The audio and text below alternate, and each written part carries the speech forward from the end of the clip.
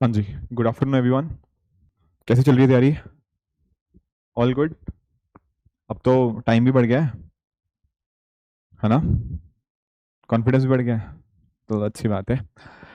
ठीक है, स्टार्ट करते हैं फिर आज का सेशन। तो आज काफ़ी सारे टॉपिक हम डिस्कस करेंगे, राइट?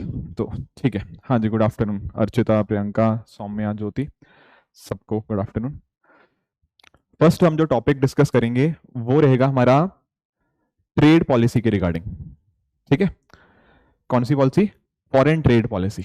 समझना है इस मुद्दे को पहले कि आखिर है क्या ये चीज़, फॉरेन ट्रेड पॉलिसी।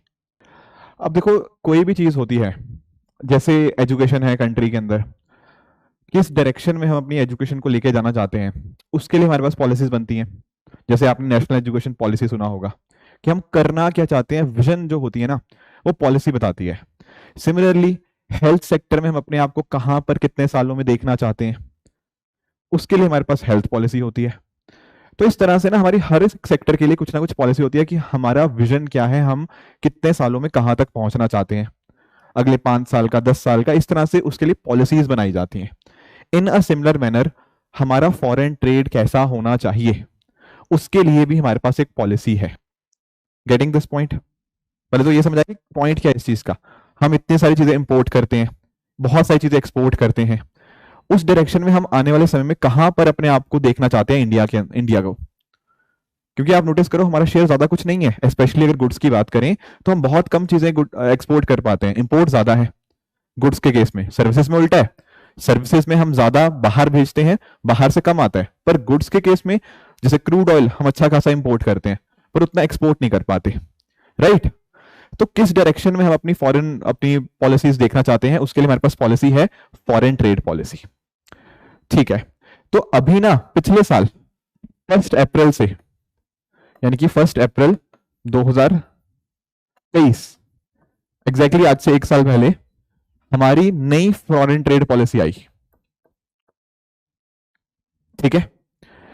अब इसकी अच्छी बात क्या है, या क्या इसकी कुछ मेजर की टेकअवेज क्या है? मेजर की टेकअवे जो सबसे पहली बात पता है क्या है? आज से पहले ना, जैसे फॉर एग्जांपल अगर मैं बात करूं, इससे पहले भी तो कुछ पॉलिसी रही होगी। अगर ये नहीं है, ऐसे थोड़ी कि पहली बार बना रहे हैं, नहीं, पहले भी थी पॉलिसीज। तो एक हमारे पास पॉलिसी थी 2015 से लेकर 2020 तक की। फिर बाद में कोविड आ गया, तो हम नई फॉरेन ट्रेड पॉलिसी नहीं लेके आ पाए। इसी को ही हमने 2 साल और एक्सटेंड कर दिया था, 2 ढाई साल जो भी कहना चाहो। फिर 2023 से हमारी नई पॉलिसी आ गई। अब पता होता क्या था पहले? पहले इस तरह से ना हम एक टाइमलाइन के साथ आते थे। क्या मतलब इस चीज का? पहले हम कहते थे कि हम 5 साल ये चीज करेंगे। ऐसे ना एक स्टार्टिंग डेट होती थी, एक एंड डेट होती थी। पर ये जो हम नई पॉलिसी लेकर आए हैं, इसमें कोई भी एंड डेट नहीं है। जैसे होता है ना कि 5 साल का, जैसे पंचवर्षीय योजना होती है, 5 ईयर प्लान्स। तो पहले हमारी पॉलिसीज इस तरह से आती थी, फॉरेन ट्रेड पॉलिसीज, कि 2015 से 2020 का हमारा ये पॉलिसी रहेगी, हम इस तरह से काम करेंगे। मैं ये नहीं कह रहा कि नई पॉलिसी में हमारा टारगेट नहीं है, हमारा टारगेट है। पर ये कब तक पॉलिसी चलेगी हमें नहीं पता। हो सकता है 6 महीने, 1 साल या 20 साल, we don't know. This does not come with an end date. ऐसा क्यों किया होगा? ऐसा इसलिए किया है कि हम ना यहां पर एक्चुअली ना हम एक बंद जाते हैं कि 5 साल मतलब ऐसे काम करना है तो ऐसे ही काम करना है, कोई चेंजेस नहीं होते। पर आज के टाइम के ऊपर हमने नोटिस किया कि जैसे कोविड 19 पेंडेमिक आ गया, हमने अगर एक पॉलिसी बनाई हुई थी ऑलरेडी, हम उसमें अगर चेंजेस करने होते हमारे लिए बहुत मुश्किल हो गया। क्योंकि आप देखो ना, कोविड 19 की वजह से पूरा फॉरेन ट्रेड ही चेंज हो गया। रशिया यूक्रेन क्राइसिस आया, फॉरेन ट्रेड ही पूरा चेंज हो गया। तो हम चाहते हैं फ्लेक्सिबिलिटी हमारी फॉरेन ट्रेड पॉलिसी के अंदर। इसलिए हमने यहां पर कोई भी एंड डेट नहीं दी है, बिकॉज दुनिया जियोपॉलिटिक्स बहुत तेजी से आगे आगे चेंज हो रही है। तो इस तरह से बिना एंड डेट वाली पॉलिसी होना हमारे लिए फायदेमंद होगा। अगर हमें जब भी लगेगा कुछ बदलाव करना है, हम उसको बदलाव कर देंगे। इट वोंट बी लाइक कि 5 साल यही करना है तो यही करना है। पहली बात, ये बात समझ आई आप लोगों को कि what exactly is this particular policy? पहली बात कि इसकी कोई एंड डेट नहीं है। क्या ये बात क्लियर है? ठीक है। अब थोड़े बहुत एक दो चीजें हमें और डिस्कस करनी है इसके रिगार्डिंग, राइट? एक सेकेंड।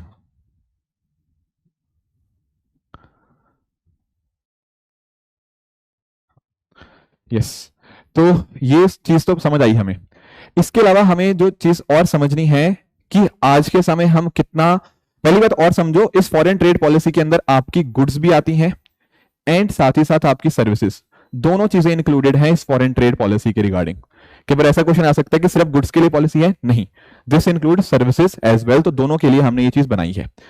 इसके अलावा आज के समय ना हम लगभग 760 बिलियन या किसी जगह के ऊपर आपको थोड़ा नंबर ऊपर नीचे भी देखने को मिल सकता है, इतना हम आज के समय क्या करते हैं, इतना हम एक्सपोर्ट करते हैं हमारा ओवरऑल गुड्स एंड सर्विसेज दोनों मिला के आज के समय। थोड़ा बहुत ऊपर नीचे हो सकता है क्योंकि आंकड़े ऊपर नीचे होते थे थोड़े बहुत, पर इतना हम अभी कर रहे हैं। हम चाहते हैं इस नंबर को 2030 तक हम $2 ट्रिलियन ले जाएं। क्या है ये $2 ट्रिलियन? आज के समय हमारा अप्रोक्सीमेटली इतना एक्सपोर्ट होता है, पर हम चाहते हैं आने वाले 7 साल के अंदर हम यहां तक इस टारगेट को ले जाएं। ध्यान से समझना, मैंने ये नहीं कहा कि हमने कोई टारगेट सेट नहीं किया, हमने टारगेट सेट किया है, इट्स जस्ट दैट कि पॉलिसी की कोई एंड डेट नहीं डाली। Do you get the point? वरना ऐसे हम बिना टारगेट के चलेंगे, हमें पता ही नहीं हमें कहां पहुंचना है, तो फिर तो हो लिया। तो इसलिए हमने टारगेट जरूर लिया है कि 2030 तक हम चाहते हैं कि हम अपने एक्सपोर्ट्स को लगभग 3 गुना कर दें। जितना आज है ना उसको लगभग 3 गुना करना है, तो वो $2 ट्रिलियन हो जाएगा अप्रोक्सीमेटली। क्लियर है बात? ठीक है। अब इसके अंदर ना आप जानते हो एक जो मेजर सेक्टर उभर कर आ रहा है वो कौन सा सेक्टर है, बताओ कुछ? E commerce. तो हमने ऐसा कोशिश कर रहे हैं कि जो ई कॉमर्स मेजर सेक्टर उभर कर आ रहा है, इस $2 ट्रिलियन में से लगभग 200 से 300 बिलियन डॉलर हम सोच रहे हैं कि शायद ये इतना एक्सपोर्ट हमें यहां से मिलेगा। तो ये एक सेक्टर सरकार का काफी फोकस के ऊपर रहेगा कि यहां पर इसके रिगार्डिंग हम काम कर पाए। क्लियर है एक ये बात? तो फिर कुछ करना भी पड़ेगा एक्सपोर्ट करने के लिए। अगर हम इतनी सारी बातें कर रहे हैं कि ई कॉमर्स से हमने ये चीज करनी है, तो we need to do something also. तो क्या कर रहे हैं हम उसके लिए? एक्चुअली क्या होता है ना, अगर मान लो आपको इंडिया से कोई कुरियर भेजना है दूसरी कंट्री में, तो वो क्या हुआ? एक्सपोर्ट हुआ। हुआ ना एक्सपोर्ट? बिल्कुल हुआ। तो हमने कोशिश कर रहे हैं कि पहले लिमिट थी कि एक अगर आप कुछ भेज रहे हो ना तो 5 लाख तक का ही कंसाइनमेंट भेज सकते हो यूजिंग अ पर्टिकुलर कुरियर। अब हमने इस लिमिट को 5 लाख की बढ़ा के 10 लाख कर दिया है, यानी कि कुरियर के माध्यम से आप इतने का कंसाइनमेंट भेज सकते हो। अब थोड़ा सा हमने इस चीज को ई कॉमर्स एक्सपोर्ट्स को बूस्ट करने के लिए ये चीज इस पॉलिसी के माध्यम से करी है। बाकी आप नोटिस करो, ज्यादातर जो ट्रेड होता है दुनिया भर में आप जानते हो वो डॉलर्स की फॉर्म में होता है। तो ये फॉरेन ट्रेड पॉलिसी जो हमारी है ये कोशिश करेगी कि अब हम जो ट्रेड करें वो रुपीस के अंदर भी करें। तो रुपी इंटरनेशनलाइजेशन करने की भी एक ऑब्जेक्टिव इसका बताया गया है। ठीक है, ये स्टेटमेंट अगर आए कि it aims at internationalisation of rupee, answer is yes, बिल्कुल है ये चीज। क्या ये कुछ की पॉइंटर्स आपको समझ आए कि हम करना क्या चाह रहे हैं इस पॉलिसी के अंतर्गत? हाँ जी। अब देखो एक्सपोर्ट की हमने बात तो कर दी, ठीक है, हमने एक्सपोर्ट की बात तो कर दी, पर हमें क्या करना होगा इसके साथ ही साथ कुछ ऐसे सेंटर्स बनाने होंगे जो अपने एरिया के काफी अच्छे हों एंड उनको हम एक्सपोर्ट बूस्ट कर पाए। जैसे फॉर एग्जांपल मैं आपको कुछ 4 एग्जांपल्स बताता हूं। जैसे ये देखो, ये 4 शहरों के नाम पढ़ो। फरीदाबाद एप्रिल्स के लिए बहुत फेमस है। उसी तरह से मुरादाबाद ये हैंडीक्राफ्ट के लिए बहुत फेमस है। वाराणसी हैंडलूम हैंडीक्राफ्ट हो गया, एंड मिर्जापुर हो गया हैंडमेड कारपेट एंड दरीज के लिए। ये बहुत फेमस जगहें हैं इनकी प्रोडक्शन के लिए। तो हमने ना इनको क्या दे दिया है, हमने इनको टाउन्स ऑफ एक्सपोर्ट एक्सेलेंस इसका दर्जा दे दिया है।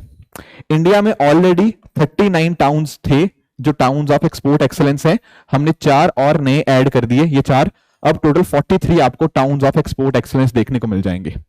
क्या पॉइंट होगा? अब देखो इनको हमने ये दे दिया दर्जा। अब यहां से ना प्रोडक्ट और भी ज्यादा बनेंगे, इनको कुछ और भी इंसेंटिव्स दिए जाएंगे एंड इनका रिकॉग्निशन भी बढ़ेगा इन चारों शहरों का। तो कल को जब ये चीजें एक्सपोर्ट होंगी ना तो इनको भी फायदा होगा, ओवरऑल एम्प्लॉयमेंट भी यहां पे बढ़ेगी।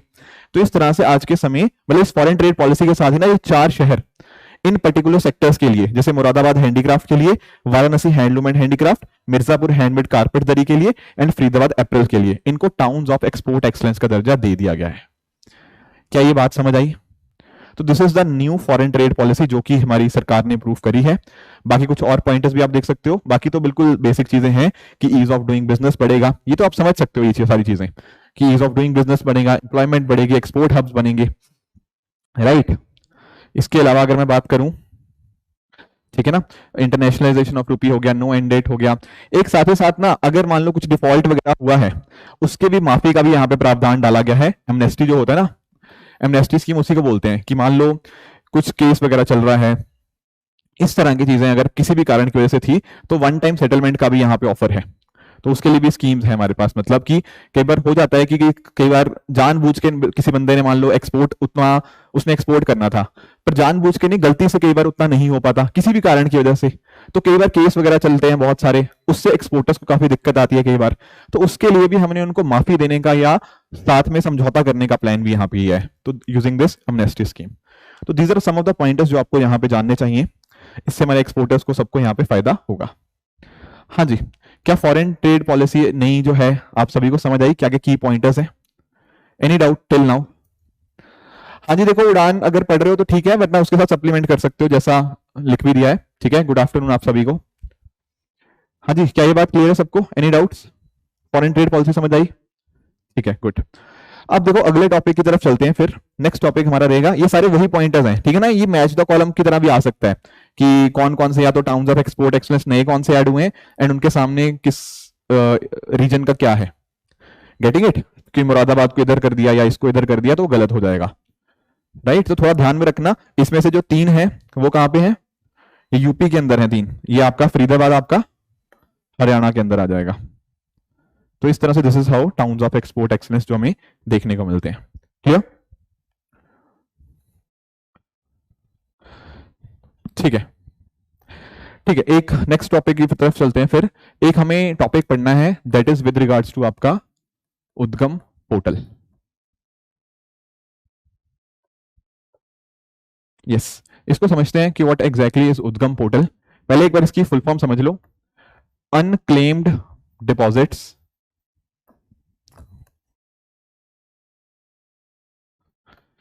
गेटवे टू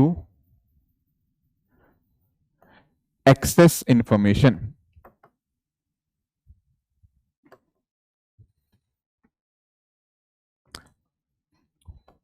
कुछ आइडिया लगा कि क्या कहना चाह रहे हैं यहां पे? हाँ, नहीं लगा? क्या बताओ?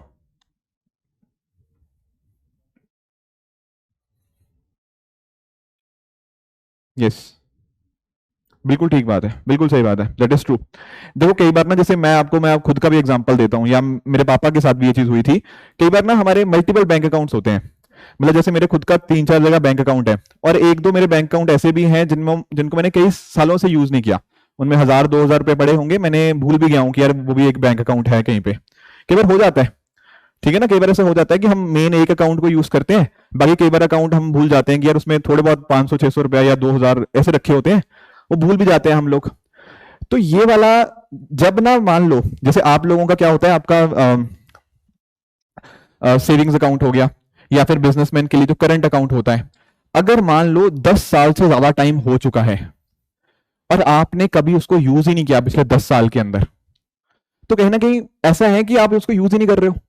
तो या फिर मान लो आपने एफडी आरडी करवा रखी है, एफडी आपने करवाई थी और एफडी मान लो 5 साल के लिए आपने कराई थी, 5 साल खत्म होने के बाद भी अगर 10 साल और तक आपने उसको यूज नहीं किया, तो उस केस में हम उसको बोल देंगे कि भैया यहां पे ना डिपॉजिट्स क्या हो चुका है, अनक्लेम्ड हो चुका है। ये 10 साल वाला क्राइटेरिया याद रखना कि अगर आपका जैसे नॉर्मल अकाउंट होता है, जो सेविंग अकाउंट होता है आपका, अगर वो 10 साल तक आपने यूज नहीं किया लगातार, या फिर आपने एफडी वगैरह कराई हुई है और वो एफडी का टाइम खत्म होने के 10 साल बाद भी आपने उसको यूज नहीं किया, तो ऐसी चीज को बोलेंगे हम अनक्लेम्ड डिपॉजिट। ठीक है। अब देखो यार, कई बार नहीं पता लगता, मैं भूल ही चुका हूं कि यार मेरा कोई अकाउंट था अभी XYZ बैंक के अंदर, तो क्या मुझे पता ही नहीं लगेगा क्या कभी जिंदगी में कि मेरा कुछ अकाउंट था अभी कहीं पे? नहीं, उसके लिए यहाँ पे आरबीआई का एक पोर्टल है, मैंने खुद भी इसको यूज किया, मैंने चेक किया लास्ट वीक ही कि कैसे इसको करते हैं। बहुत इजी है, आप लोग अपने ऐप, अपने मोबाइल पे ऐप डाउनलोड करो, उद्गम सर्च करो गूगल प्ले स्टोर में जाके, उद्गम पोर्टल आपको मिल जाएगा।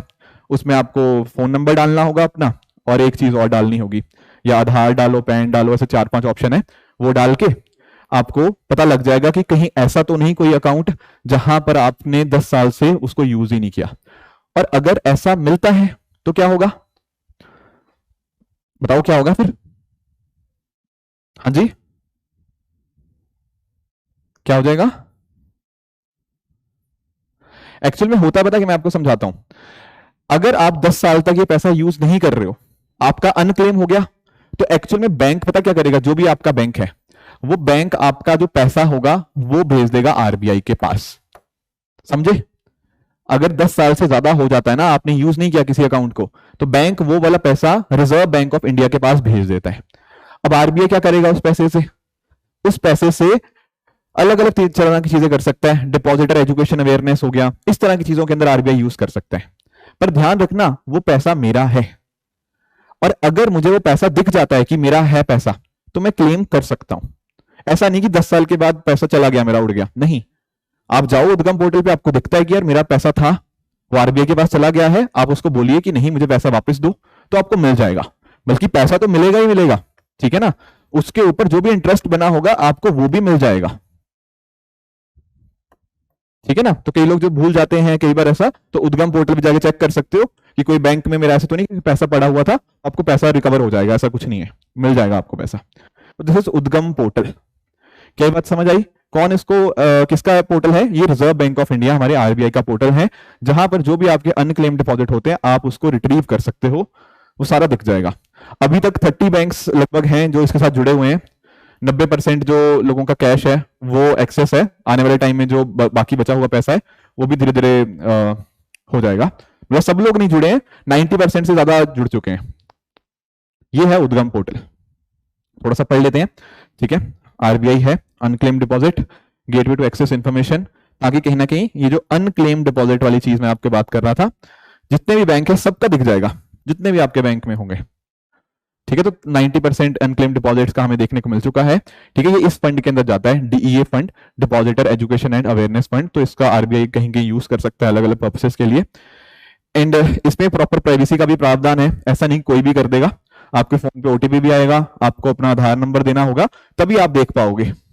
और ऐसा भी नहीं है कि आपको प्रॉपर पूरी जानकारी मिल जाएगी, किसी की प्राइवेसी लीक हो जाए, नहीं, उसका भी ध्यान रखा जाता है इस चीज के अंदर, ठीक है। These are some of the things. Unclaimed deposit का ध्यान रखना, ये 10 ईयर्स वाली बात आपको पता होनी चाहिए। बाकी इंडिविजुअल का भी एंड नॉन इंडिविजुअल्स का भी, ठीक है। आपके कॉर्पोरेट्स भी हो सकते हैं जिनके कुछ ना कहीं होता है, तो वो भी यहाँ पे इस माध्यम से देख सकते हैं, ठीक है। दिस इज रिगार्डिंग उद्गम portal. RBI reserve bank of India, Shikhar reserve bank of India, clear है ये बात? हाँ जी, किसी को कोई डाउट यहां पे? चले नेक्स्ट टॉपिक की तरफ। ऑल ओके, बहुत बढ़िया। चलो एक छोटा सा टॉपिक है, रिसेंट टॉपिक ही है, बल्कि बहुत रिसेंटली ही न्यूज में आया था। दरअसल में एक्चुअली क्या होता है ना कि हम डिस्कस करें थोड़ी हैप्पीनेस के ऊपर, राइट। अब हर साल 20 मार्च को वर्ल्ड हैप्पीनेस डे के रूप में सेलिब्रेट किया जाता है। और इसी दिन को 20 मार्च को ही एक हमारे पास एंटिटी है यूएनएसडीएसएन। ये होता है क्या? United Nations sustainable development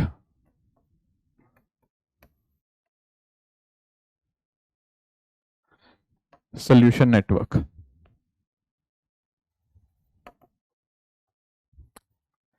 right. हाँ जी, यूएनएसडीएसएन है, United nation sustainable development solution network. तो 20 मार्च को हर साल ये रिपोर्ट निकालता है। क्या है रिपोर्ट? World happiness report.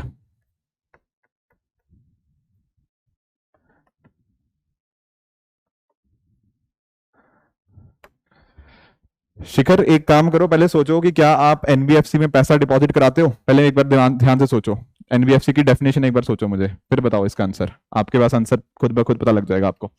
हाँ जी, वर्ल्ड हैप्पीनेस रिपोर्ट निकालता है कौन? यूएनएसडीएसएन, सस्टेनेबल डेवलपमेंट सोल्यूशन नेटवर्क। यहां पर ये क्या करते हैं ना, जो यूएनएसडीएसएन है ये सर्वे करता है, ठीक है, सर्वे करता है, लोगों से क्वेश्चंस पूछते हैं कि भैया आप कितने खुश हो या नहीं हो, उस हिसाब से हैप्पीनेस दुनिया भर में देखी जाती है। क्या होता है ना, इनके पास टोटल 6 पैरामीटर्स हैं, मैं आपको वो 6 पैरामीटर्स बता देता हूं। ये पैरामीटर्स कुछ इस तरह से हैं, आपका सोशल सपोर्ट हो गया, राइट, कि सोशल सपोर्ट कैसी है, eight the same time income, कितना आप कमा रहे हो, क्योंकि नेचुरली जिसकी इनकम ज्यादा होगी, नॉट नेचुरली बट ज्यादातर ऐसा माना जाता है कि जिसकी इनकम ज्यादा होती है वो थोड़ा ज्यादा खुश होता है एज कम्पेयर टू जिसके पास इनकम नहीं है। उसके अलावा आपकी हेल्थ कैसी है, इट इज ऑल्सो एक्सपेक्टेड कि हाँ जिसकी हेल्थ अच्छी होगी, जो फिजिकली फिट है, वो कहीं ना कहीं थोड़ा सा ज्यादा खुश हो सकता है। बाकी फ्रीडम आपको कितनी है, ये बहुत इंपॉर्टेंट पैरामीटर बनता है कि क्या आपको अपने डिसीजन लेने की इजाजत है या नहीं है। कहीं ऐसा तो नहीं है कि आप कोई चीज चूज ही नहीं कर पाते हो, जैसे कई बार लड़कियों से पूछा जाता है कि आप अपने पार्टनर को चूज कर सकते हो या फिर आपके पेरेंट्स ही डिसाइड करेंगे। इवन लड़कों के लिए भी, क्या आप अपना जो करियर है उसको चूज करने की आजादी है आपको, या आपको बोल दिया जाता है कि नहीं आप इंजीनियर ही बनो, है कि नहीं।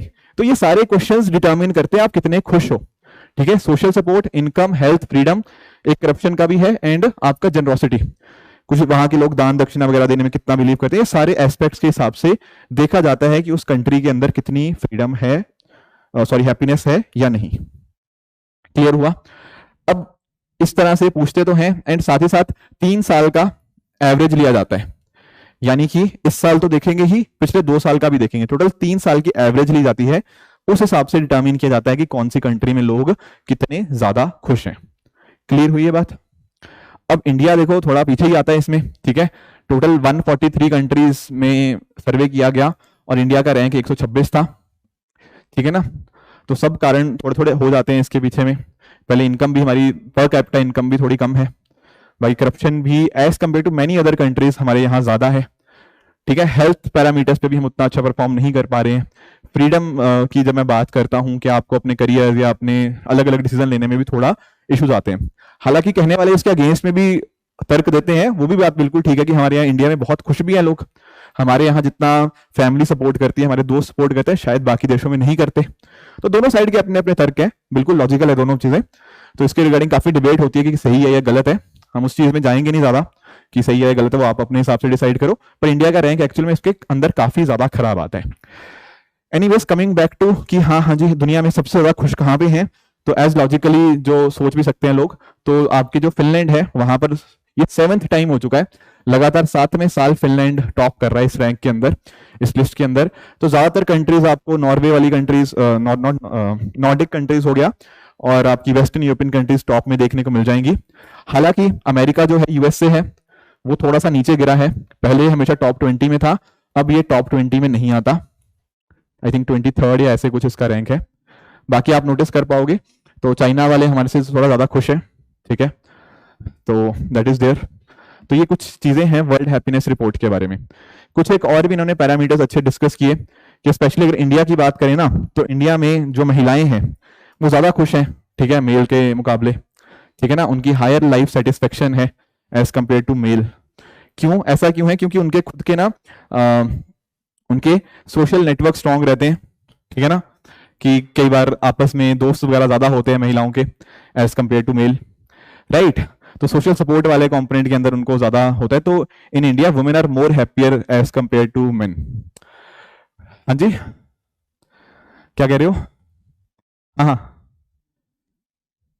वो बात भी है, बिल्कुल बिल्कुल, हाँ वो बात भी ठीक है, वो बात भी ठीक है, ठीक है। इसके अलावा और अगर बात करें तो ऐसा एक और देखने को मिला है जो इन्होंने बताया है कि अगर हम मेन की बात करें तो जो एल्डर मेन होते हैं they are more happier as compare to younger man, और एल्डर मैन में भी जिनकी शादी हो रखी होती है और जिन्होंने अच्छी खासी एजुकेशन होती है दे आर मोर हैप्पी, मतलब more happy as compare to the other counterparts. हाँ जी गलत है ये? ठीक है, आपके आपके हिसाब से अपना अपना है, ठीक है, ठीक है। तो ये इन्होंने कहा है, सही है गलत है वो आप डिसाइड कर लो, पर ये कुछ पॉइंटर्स थे जो यहाँ पे की पॉइंटर्स। हमें बाकी यूएनएसडीएसएन के बारे में जरूर पता होना चाहिए कि United nation sustainable development solution network, जो कि इस रिपोर्ट को निकालता है, वर्ल्ड हैप्पीनेस रिपोर्ट को, तो इसको लॉन्च किया गया था 2012 के अंदर। आपकी अलग अलग एजेंसी के साथ ये काम करता है, कोशिश करता है जो हमारे 2030 तक हमने सस्टेनेबल डेवलपमेंट गोल्स अचीव करने हैं वो सारे पैरामीटर्स को ये अकाउंट में लेता है, उसके रिगार्डिंग एक्सपर्टीज वगैरह ये प्रोवाइड करता है।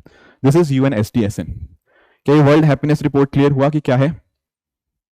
ठीक है, तो 20 मार्च को हर साल ये रिपोर्ट आती है, that day is world happiness day के रूप में हम सेलिब्रेट करते हैं। हाँ जी ठीक है शिखर, समझ गया मैं, आपका पॉइंट समझ गया। ठीक है, RBI ही बिल्कुल उसका आंसर था। Yes yes you are correct. ठीक है, टॉपिक्स यहां तक ऑल ओके? ठीक है, एक पॉलिटी का टॉपिक पढ़ना है, ये भी थोड़ा पहले रिसेंट वाले टॉपिक्स पढ़ लेते हैं, फिर थोड़े पुराने वाले भी चलेंगे। आप लोग बल्कि मुझे ज्यादा हेल्प करोगे इस टॉपिक के अंदर, ठीक है, क्योंकि आप लोगों ने भी पढ़ा होगा, बल्कि आपकी पॉलिटी तो हो चुकी होगी आप लोगों की, है ना? तो आप लोग मुझे बताओ ECI के बारे में थोड़ा। ठीक है, आप लोग ही आंसर्स दोगे इसके सारे। कि पहली बात तो ECIs आपके अपॉइंट, नॉट ECI, आपके CECs और ECs कैसे अपॉइंट होते हैं? हाँ जी बताइए, कौन सी कमेटी होती है? हाँ जी ठीक है, leader of opposition of Lok Sabha. हाँ जी बिल्कुल ठीक बात है, एक कोई मिनिस्टर होगा जिसको आपके PM साहब बताएंगे कौन होगा। हाँ बिल्कुल, मैं आपको आ रहा हूं, उसी मुद्दे पे आ रहा हूं। नॉट नॉमिनेटेड लिख लो, मतलब वाइस प्राइम मिनिस्टर उनको नॉमिनेट करते हैं इस तरह से। तो एक्चुअल में ना मैं आपको थोड़ा सा और एक्सप्लेन करता हूं। लास्ट ईयर 2023 के अंदर ना एक सुप्रीम कोर्ट के द्वारा एक जजमेंट दी जाती है, Anoop Barnwal versus Union of India case. अब ये सुप्रीम कोर्ट के अंदर मुद्दा जाता है कि यार जो इलेक्शन कमिश्नर्स को हम अपॉइंट कर रहे हैं उसके लिए एक प्रॉपर इंडिपेंडेंट कमेटी हमारे पास होनी चाहिए। सुप्रीम कोर्ट अग्री करते हैं कि बिल्कुल होना चाहिए। तो सुप्रीम कोर्ट ने बोला कि एक तो प्रधानमंत्री हो सकते हैं उसके अंदर, leader of opposition of Lok Sabha हो सकते हैं, या फिर अगर वो नहीं है तो लार्जेस्ट ऑपोजिशन जो पार्टी है उसके लीडर ऑफ मतलब जो होते हैं वो हो सकते हैं। एंड तीसरा इन्होंने बोला यहाँ पे कि चीफ जस्टिस ऑफ इंडिया जो होंगे ये यहाँ पर तीनों मिलकर डिसाइड कर सकते हैं कि भैया कौन आपके इलेक्शन कमिश्नर्स होंगे। क्लियर है ये बात? पर हमारी सरकार पिछले साल मतलब एंड ऑफ दिसंबर में आई थिंक एक एक्ट लेके आती है जिसके माध्यम से बोलते हैं कि नहीं, हमारे पास जो कमेटी होगी उसमें prime minister ji, leader of opposition of Lok Sabha and CGI की जगह कैबिनेट मिनिस्टर होंगे, जिनको की प्राइम मिनिस्टर बताएंगे कौन होगा वो। ठीक है, तो ये तीनों मिलकर डिसाइड करेंगे कि किस तरह से कौन हमारे नए इलेक्शन कमिश्नर्स होंगे। क्या ये बात समझ आई यहां तक? राइट? तो इस तरह से आज के समय इनका अपॉइंटमेंट होता है। सिस्टम आज के समय ये फॉलो हो रहा है। अभी 2 इलेक्शन कमिश्नर्स जो अपॉइंट किए गए हैं वो इन 3 मेंबर कमेटी के अंदर द्वारा करे गए हैं, जहां पर एक कैबिनेट मिनिस्टर थे, leader of opposition of Lok Sabha and prime minister, ये तीनों ने मिलकर यहां पे अपॉइंट किया है। क्लियर है? तो आज के समय टोटल 3 मेंबर्ड कमेटी आपको देखने को मिल जाती है। बिल्कुल ठीक बात है। ठीक है, 3 मेंबर्ड कमेटी है जिसमें आपका एक CEC प्लस 2 इलेक्शन कमिश्नर्स आपके होते हैं। एक क्वेश्चन का आंसर आप ही बताओगे, कितने मेंबर होंगे इलेक्शन कमीशन ऑफ इंडिया के अंदर? ये कौन डिसाइड करता है? हाँ जी, प्रेसिडेंट या पार्लियामेंट? प्रेसिडेंट, यस बिल्कुल ठीक बात है। हाँ कॉन्फिडेंसली बोलो ना कि प्रेसिडेंट डिसाइड करते हैं कि स्ट्रेंथ कितनी होगी आपके इलेक्शन कमीशन ऑफ इंडिया की। हमारे पास टाइम्स रहे हैं जब ये सिंगल मेंबर्ड बॉडी भी थी इलेक्शन कमीशन ऑफ इंडिया, बाद में हमने इंक्रीज कर दिया अकॉर्डिंगली इस तरह से। बट ये नंबर कौन डिसाइड करता है? This is decide by president के कितने इलेक्शन कमिश्नर्स होंगे हमारे ECI के अंदर। ठीक है, बाकी इनका टेन्योर भी होता है। कितना टेन्योर होता है? 6 ईयर्स और 6 ईयर एंड 65 ईयर्स। बिल्कुल ठीक है ना, एज 65 ईयर्स एंड साथ ही साथ 6 साल तक का इनका टेन्योर हो सकता है। बिल्कुल ठीक बात है। क्या इनकी रीअपॉइंटमेंट हो सकती है?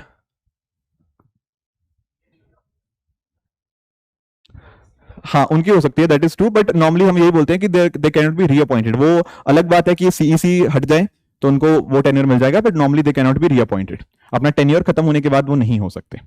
These are a few pointers जो आपको इलेक्शन कमीशन ऑफ इंडिया के बारे में पता होने चाहिए। क्लियर है? बहुत ज्यादा न्यूज में रहे हैं इनकी लास्ट 1 साल के अंदर।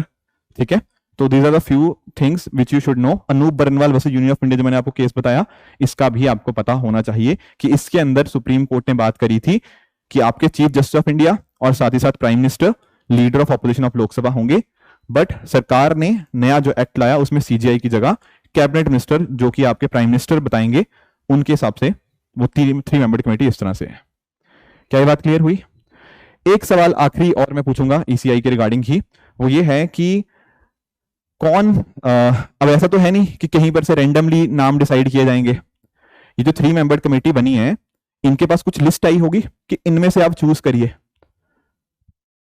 हाँ, तो सर्च कमेटी होगी एक। वो सर्च कमेटी कौन हेड करता है? हाँ जी, कैबिनेट मिनिस्टर। बाकी लोग बताओ, समझ पा रहे हो मेरा कहना क्या चाह रहा हूं? कि ये जो यहाँ पे ये 3 लोग हैं आपके, प्राइम मिनिस्टर जी, हमारे leader of opposition of Lok Sabha, और साथ ही साथ आपके कैबिनेट मिनिस्टर। ये कोई हवा में थोड़ी सोचेंगे कि किसको अपॉइंट करें। इनके पास कुछ नाम आएंगे ना, मान लो इनके पास 5 नाम आते हैं, फिर ये सोचेंगे इन 5 में से किस एक को हमने बनाना है। तो ये 5 नाम कौन लेके आ रहा है इनके सामने, मैं ये पूछ रहा हूं। नहीं, होम मिनिस्टर नहीं, और बताओ। हाँ जी, आपने जो जिन्होंने पहले कहा था बिल्कुल सही कहा था।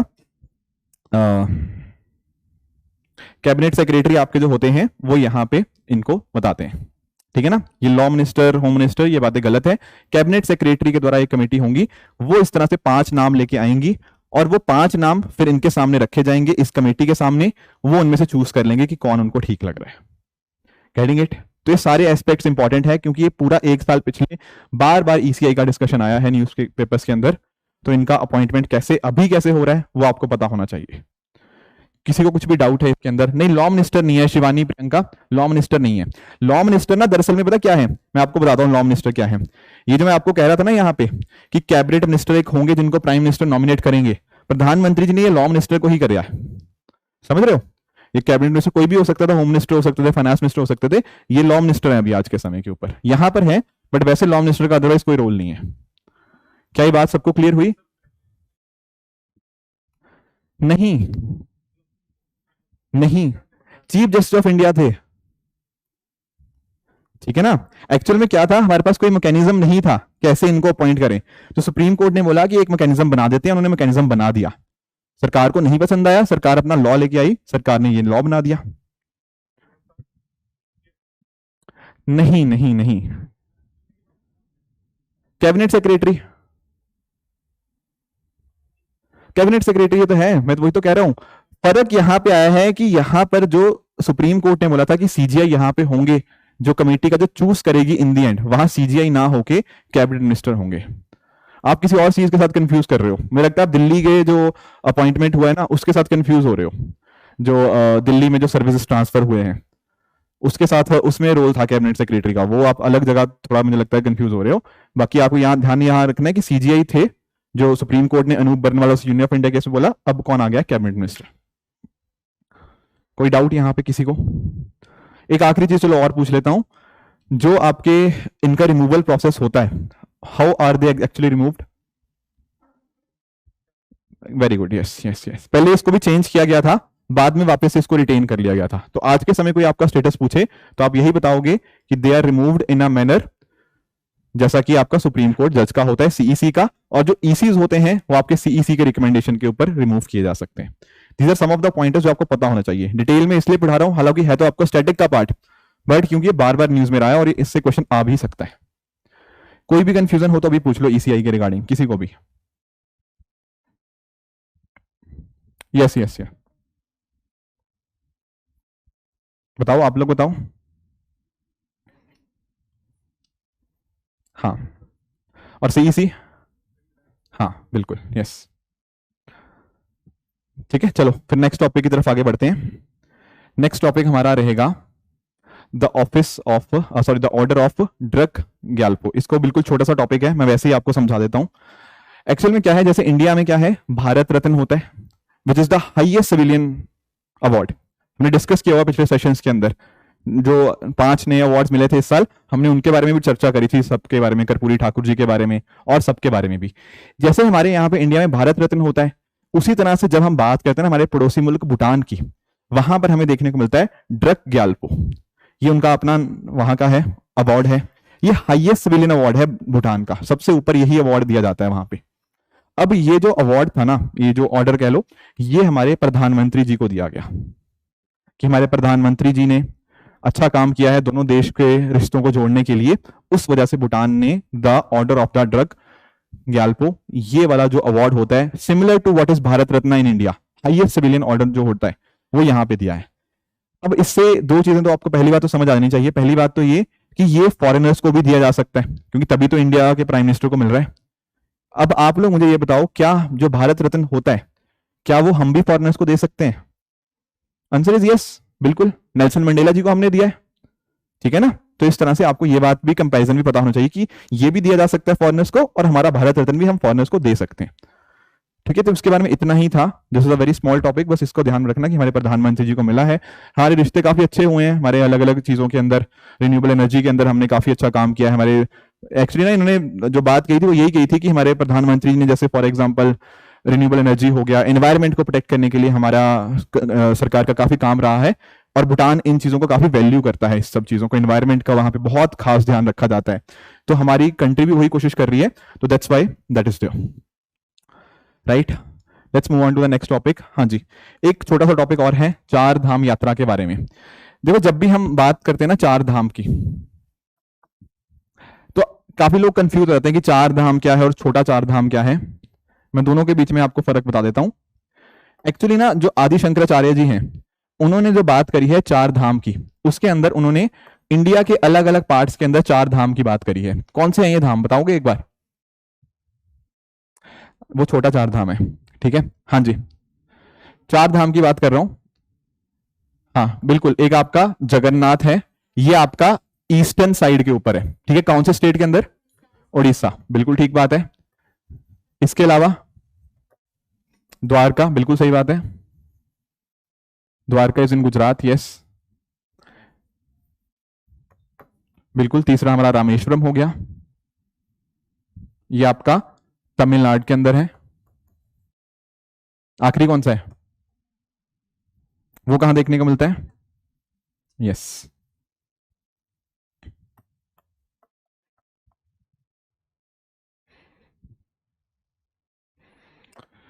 राइट। ये आपके जो चार धाम जो इनका बात कर रहा था, ये आपको वो देखने को मिल जाएंगे। और आप यहां पे नोटिस कर पाओगे east, west, south and north, इस तरह चारों डायरेक्शंस के अंदर आपको ये देखने को मिलता है। ये जो चार धाम की मैं बात कर रहा हूं। इन अ सिमिलर मैनर जब हम बात करते हैं उत्तराखंड की, तो उत्तराखंड में आपको छोटा चार धाम देखने को मिलता है। जो चार धाम प्रोजेक्ट है ना, वो उत्तराखंड का ही है दरअसल में। यहां पर आपको भी चार धाम देखने को मिल जाएंगे, जिनके नाम है गंगोत्री, यमुनोत्री, केदारनाथ एंड बद्रीनाथ।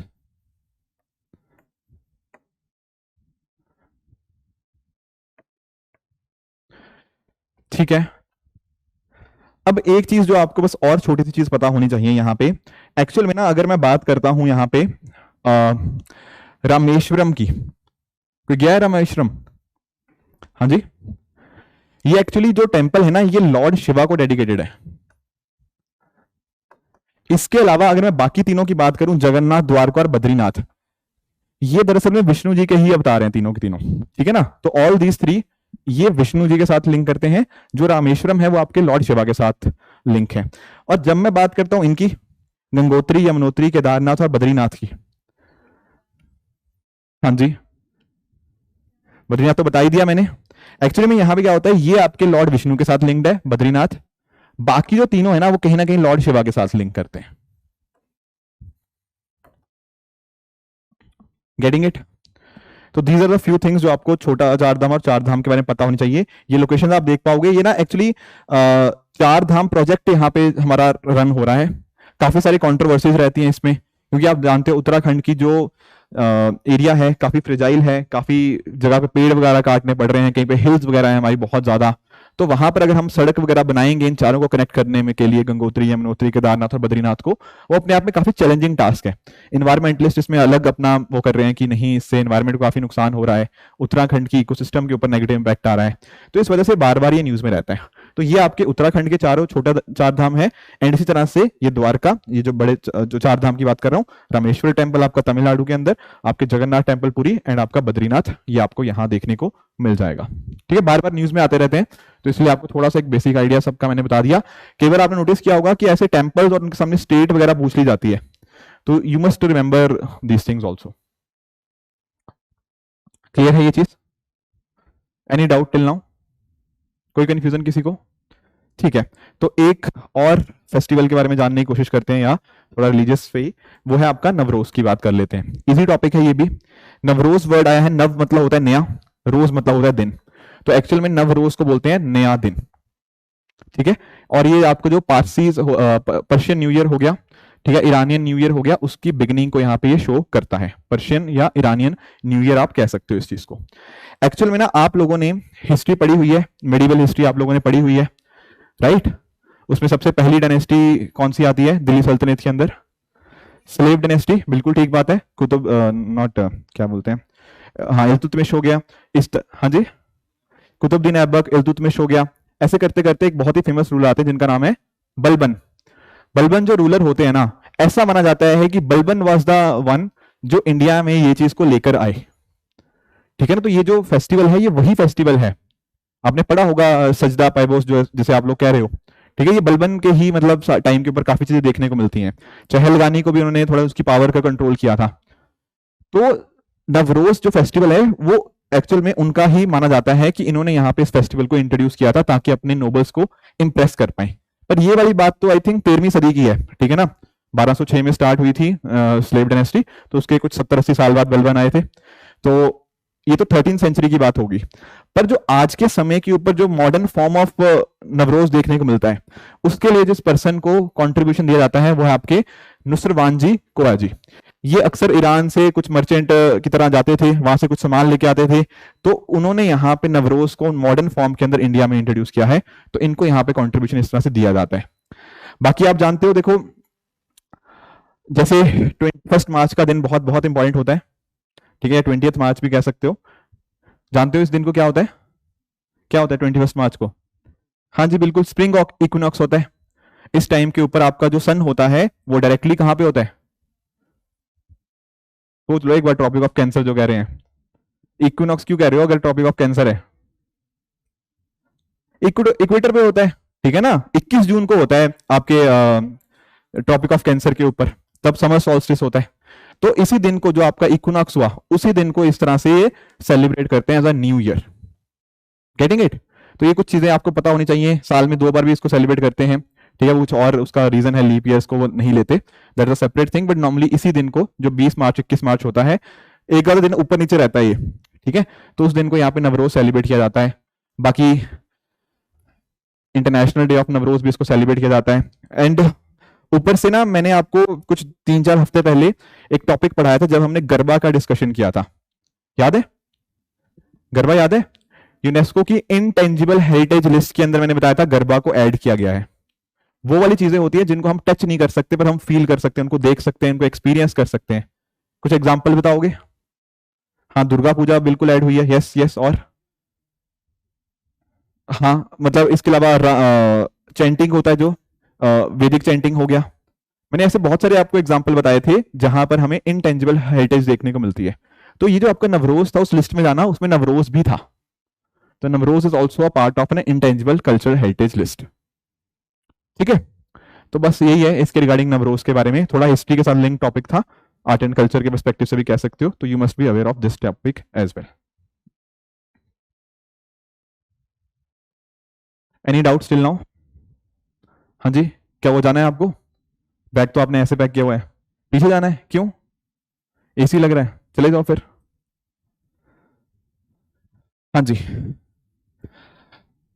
आगे थोड़ा पढ़ते हैं और भी, पर आप लोग थोड़ा ना अब आईआर के टॉपिक्स की तरफ चलते हैं पहले, इन पे बाद में आएंगे कुछ टॉपिक्स के ऊपर। एंड मैं एक्सपेक्ट करूंगा यहाँ पे ऑनलाइन स्टूडेंट्स और आप लोगों की पार्टिसिपेशन के बारे में, ठीक है?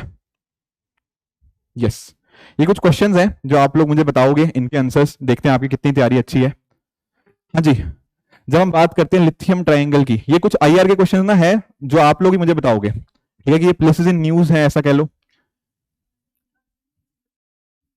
और यस, जब हम बात करते हैं ना लिथियम ट्रायंगल की, तो आपको समझना होगा कि जब हम बात कर रहे हैं साउथ अमेरिकन कॉन्टिनेंट की, तो वहां पर 3 देश, अर्जेंटीना, बोलीविया और चिली, यहां पर इस पर्टिकुलर एरिया को लिथियम ट्रायंगल के नाम से जाना जाता है, क्योंकि लिथियम काफी हैवीली इस जगह में आपको देखने को मिलता है।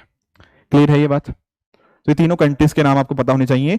Don't confuse it with Brazil. बहुत सारे लोगों को लगता है अर्जेंटीना, ब्राजील और चिली है, नहीं, एबीसी करके याद रखते हैं। ब्राजील नहीं है, ये आपका बोलीविया है।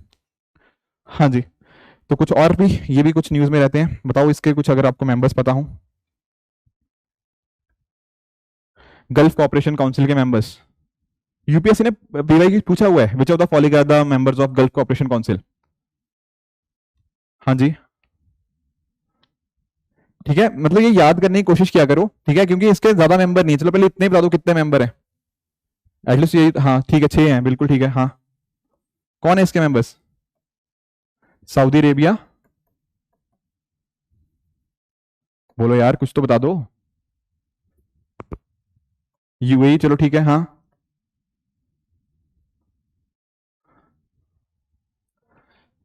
हाँ ठीक है, ओमान और वो, ठीक है।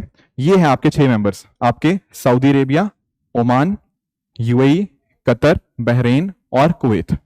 These are the 6 country you must be aware of regarding Gulf cooperation council. UPSC ने जो क्वेश्चन पूछा था उसमें एक ऑप्शन ईरान भी था आई थिंक, तो वो गलत था, अकॉर्डिंगली आपका आंसर उससे मिल जाना था। बट फिर भी हमें पता होना चाहिए कि ऑलरेडी पूछा हुआ है, दोबारा भी वो पूछ सकता है आपसे, तो इनके मेंबर कंट्रीज के बारे में आपको पता होना चाहिए। ठीक है, चलो आगे, ये मेंबर्स वाले आप थोड़ा ध्यान से करो क्वेश्चंस, आगे चलते हैं, कोई बात नहीं। हाँ जी, एक और प्लेस इन न्यूज पिछले साल में रही है, हालांकि हमेशा ही रहती है, Diego Garcia. Anyone ever heard about this?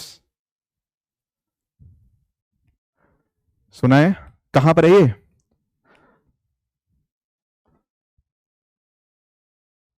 हाँ जी, इंडियन ओशन में है बात, ठीक है, कहां पे, मतलब थोड़ा और बताओ। चाइना के पास?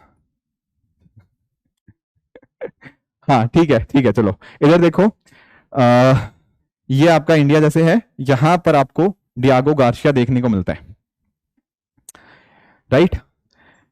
दिस इज इंडियन ओशन के अंदर आपको ये इंपॉर्टेंट जगह है डियागो गार्सिया। यहां पर आपको एक नाम और ध्यान में रखना है, दैट इज शागोस आर्किपेलागोस। ठीक है, आर्किपेलागोस के स्पेलिंग लिख लेना। ये नाम भी आप ध्यान में रखोगे, दरअसल में डियागो गार्सिया इसी शागोस आर्किपेलागोस का ही पार्ट है। काफी ओवर द टाइम ना ये कंट्रोवर्शियल रहता है डियागो गार्सिया, बहुत ज्यादा।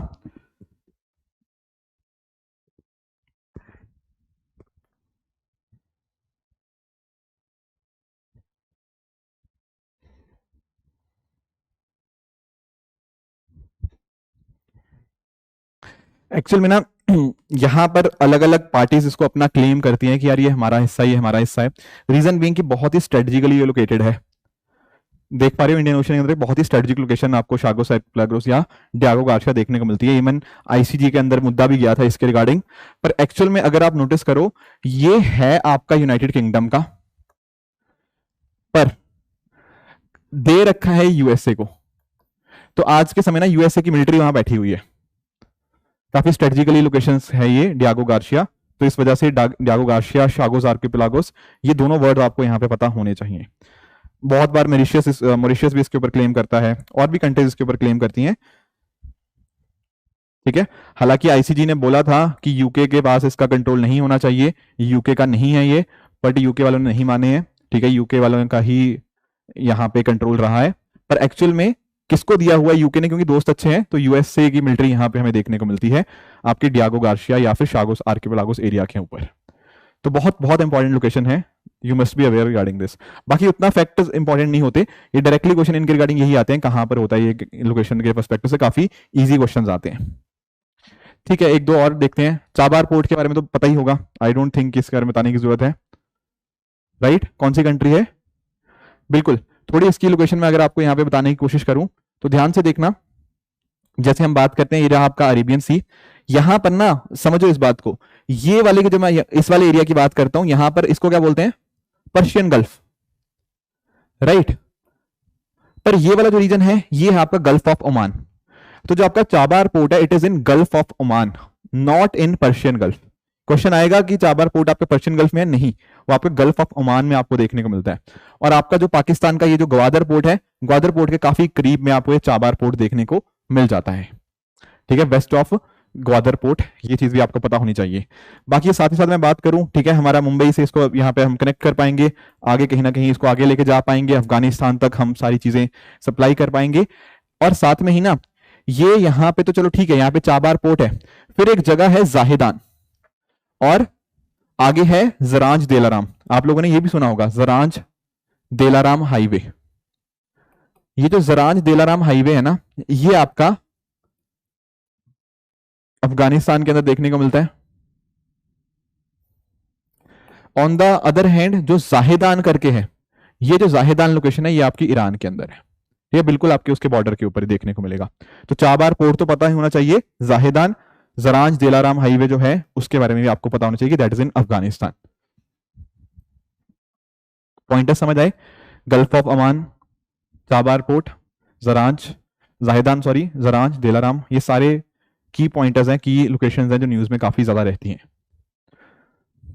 कोई कंफ्यूजन किसी को यहाँ पे with regard to Chabahar port और उसकी लोकेशन के पर्सपेक्टिव से? ठीक है, एक इस पे आते हैं, रुक जाओ। एक आपका ये कुरिल आइलैंड्स आपने सुने होंगे, हाँ जी, यस। जो कुरिल आइलैंड की जब मैं बात करता हूं ना, ये आपकी दो कंट्रीज, दैट इज आपके जापान एंड रशिया, ये दो कंट्रीज के बीच में कॉन्फ्लिक्ट वाला जगह है कि किसका है एक्चुअल में कुरिल आइलैंड्स। पर आज के समय जो कंट्रोल है वो वैसे रशिया का यहाँ पे कंट्रोल देखने को मिलता है, पर दिस अ वेरी कॉन्फ्लिक्ट वाला region between Russia and Japan. Direct question आते हैं प्रेसिडेंट न्यूज के, बहुत मुश्किल क्वेश्चन आते नहीं है, ठीक है, पैसिफिक ओशन के अंदर आपको देखने को मिल जाएगा, बस यही पूछता है कौन से ओशन के अंदर है या फिर कौन सी कंट्रीज के बीच में विवाद है, दैट इज इट। इसमें और मुश्किल क्वेश्चन नहीं आते, अगर प्रेसिडेंट न्यूज आपको अच्छे से पता होती है तो बहुत आराम से फ्री के मार्क्स हैं ये। एक और डिस्कस करते हैं,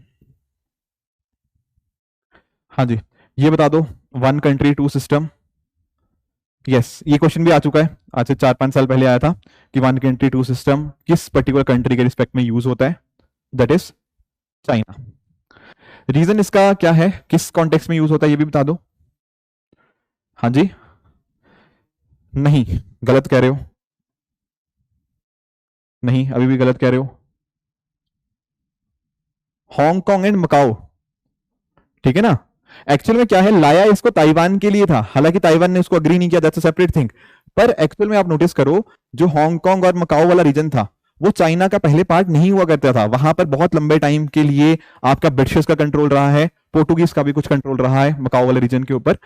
तो एक ही दिन के अंदर ऐसा नहीं ना होना चाहिए कि यार हांगकांग वालों को लगे यार कि पहले तो हमारे यहाँ पे बहुत कैपिटलिज्म वाली चीजें थी, अचानक से ही ये सोशलिज्म की तरफ मूव कर गए, हमारे फंडामेंटल राइट्स हमसे छीन लिए गए। तो एक्चुअल में हांगकांग एंड मकाओ ये पार्ट तो चाइना का ही है, पर वहां पर जो लॉज, वहां पर जो रूल्स वगैरह लगेंगे, these are a little bit different from what is from the other parts of China. तो इसलिए कंट्री एक ही है पर दो सिस्टम्स चल रहे हैं उसके अंदर। हांगकांग एंड मकाओ वालों के पास कुछ अलग फंडामेंटल राइट्स हैं जो कि चाइना वालों के पास नहीं है, वहां पर जो उनकी करेंसी सिस्टम थोड़ा सा अलग चल रहा है as compare to what is going in China. ठीक है, इनफैक्ट ना जो एक टर्म यूज होती है बेसिक लॉ, अगर ये कहीं बेसिक लॉ का वर्ड आए, ये दरअसल में बेसिक लॉ वाली चीज भी आपके हांगकांग और मकाओ के पर्सपेक्टिव से, मेजरली हांगकांग के पर्सपेक्टिव से इसको यूज किया जाता है कि ये चीजें तो आपके पास बनी रहेंगी, मतलब these are the some of things. तो बेसिक लॉ हो गया या वन कंट्री टू सिस्टम हो गया, ये आपकी चाइना के साथ में जो कॉन्टेक्स्ट में मैंने आपको बताया, आपका हांगकांग एंड जो मकाओ वाला रीजन है उसके कॉन्टेक्स्ट में इसको यूज किया जाता है। कोई इशू किसी को यहाँ पे, कोई कंसर्न, कुछ डाउट है तो प्लीज पूछ लेना। हाँ ठीक है प्रियंका, और बाकी सबका भी आंसर बिल्कुल ठीक है। एक और टर्म न्यूज में रहती है काफी ज्यादा, फ्रेंड शोरिंग, कोई आइडिया? फ्रेंड शोरिंग टर्म्स सोच के, अरे ऐसे टर्म्स के ऊपर भी क्वेश्चन आते हैं बहुत बार। शोर तो बात ठीक है, बट फ्रेंड शोरिंग का अर्थ क्या हो सकता है? नहीं, और फ्रेंड शोरिंग कहते हैं या फिर इसको अलाय शोरिंग भी बोला जाता है, दोनों सेम ही टर्म है, फ्रेंड शोरिंग, अलाय शोरिंग। नहीं नहीं नहीं, ये मतलब नहीं होता। एक्चुअल में क्या होता है ना कि जैसे मान लो यूएसए है, कोई यूएसए कंट्री है, यूएसए को ना बहुत सारी चीजें करनी है, मान लो रॉ मटेरियल हो गया, कुछ और कंपोनेंट्स हो गया, इस तरह की चीजें, तो वो कोशिश करेगा कि अगर वो खुद नहीं कर रहा ना, वो किसी ऐसी कंट्री के ऊपर डिपेंडेंस बनाए जो उसकी दोस्त हो। समझे इस बात को? अगर मुझे मान लो कोई चीज मैं खुद नहीं कर पा रहा, रॉ मटेरियल, मैन्युफैक्चरिंग, कुछ भी और कंपोनेंट हो गया, मैं खुद नहीं कर पा रहा, मुझे किसी कंट्री के ऊपर डिपेंड होना पड़ रहा है, तो मैं किसके ऊपर डिपेंड होने की कोशिश करूंगा? जो मेरे दोस्त हो, जो जिसके साथ मेरी वैल्यूज मैच करें। That is the meaning of friend shoring. ठीक है? एक्चुअली में ना ये टर्म जो है थोड़ा चाइना के कॉन्टेक्स्ट में यूज किया जाता है।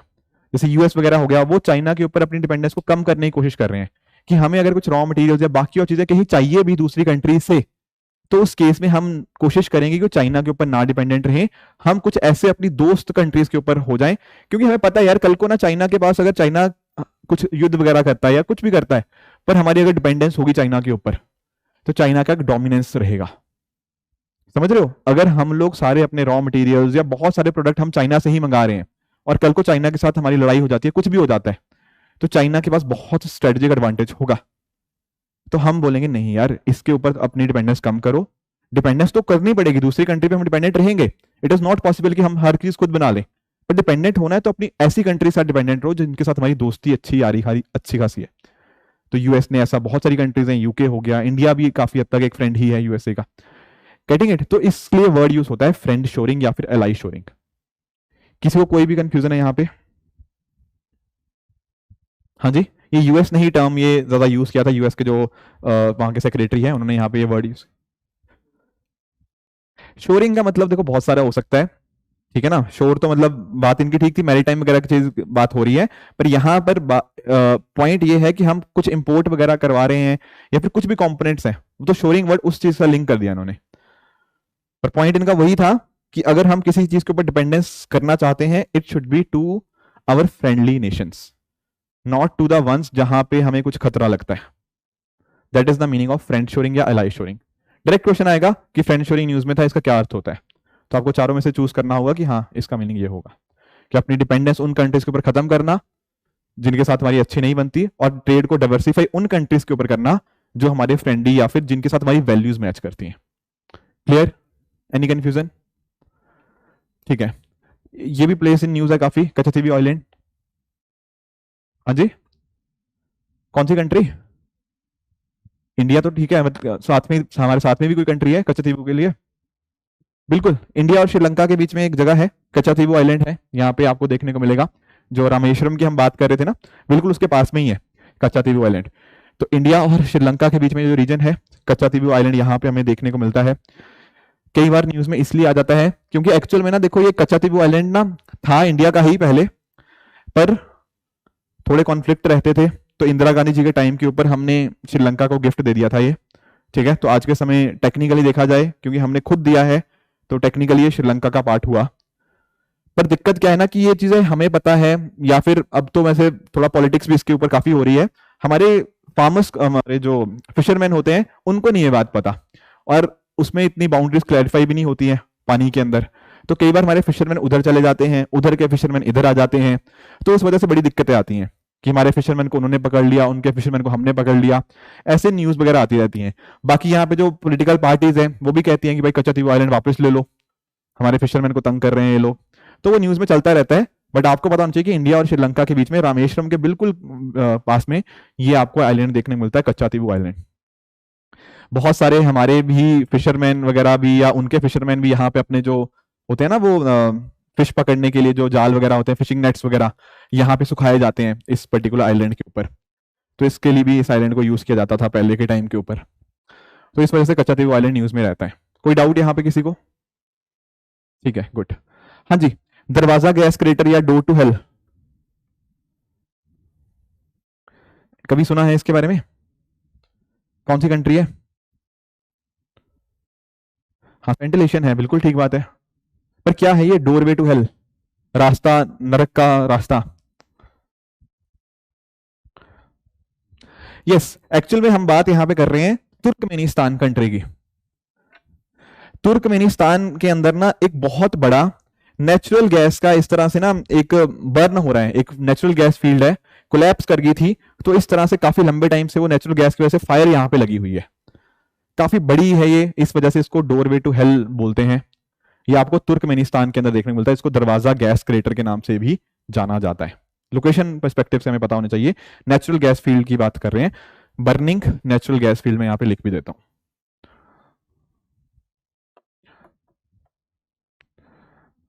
बर्निंग नेचुरल गैस फील्ड कहां पे, तुर्कमेनिस्तान की यहां पे बात हो रही है।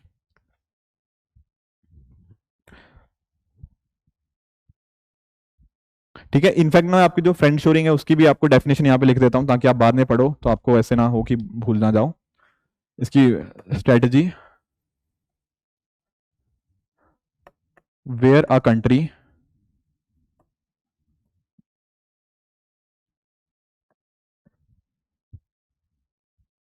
sources raw materials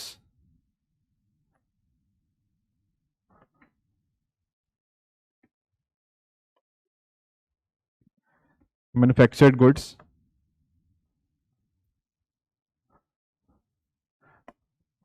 components etc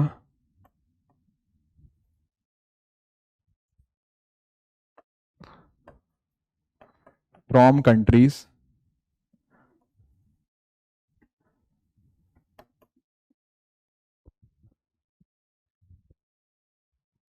that share its values।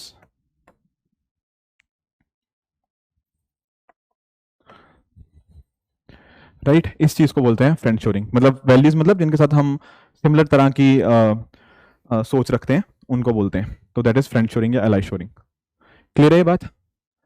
ठीक है, हाँ जी, भाषण चार आइलैंड, कॉक्स बाजार।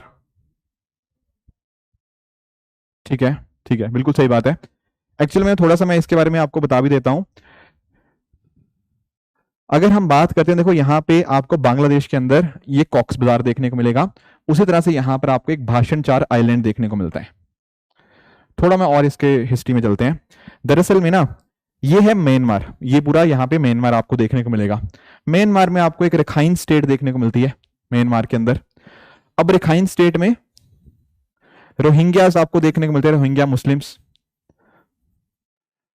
अब एक्चुअल में ना जो म्यांमार की सरकार है उनका ये मानना है कि जो रोहिंग्यन मुस्लिम्स हैं वो म्यांमार का पार्ट नहीं है।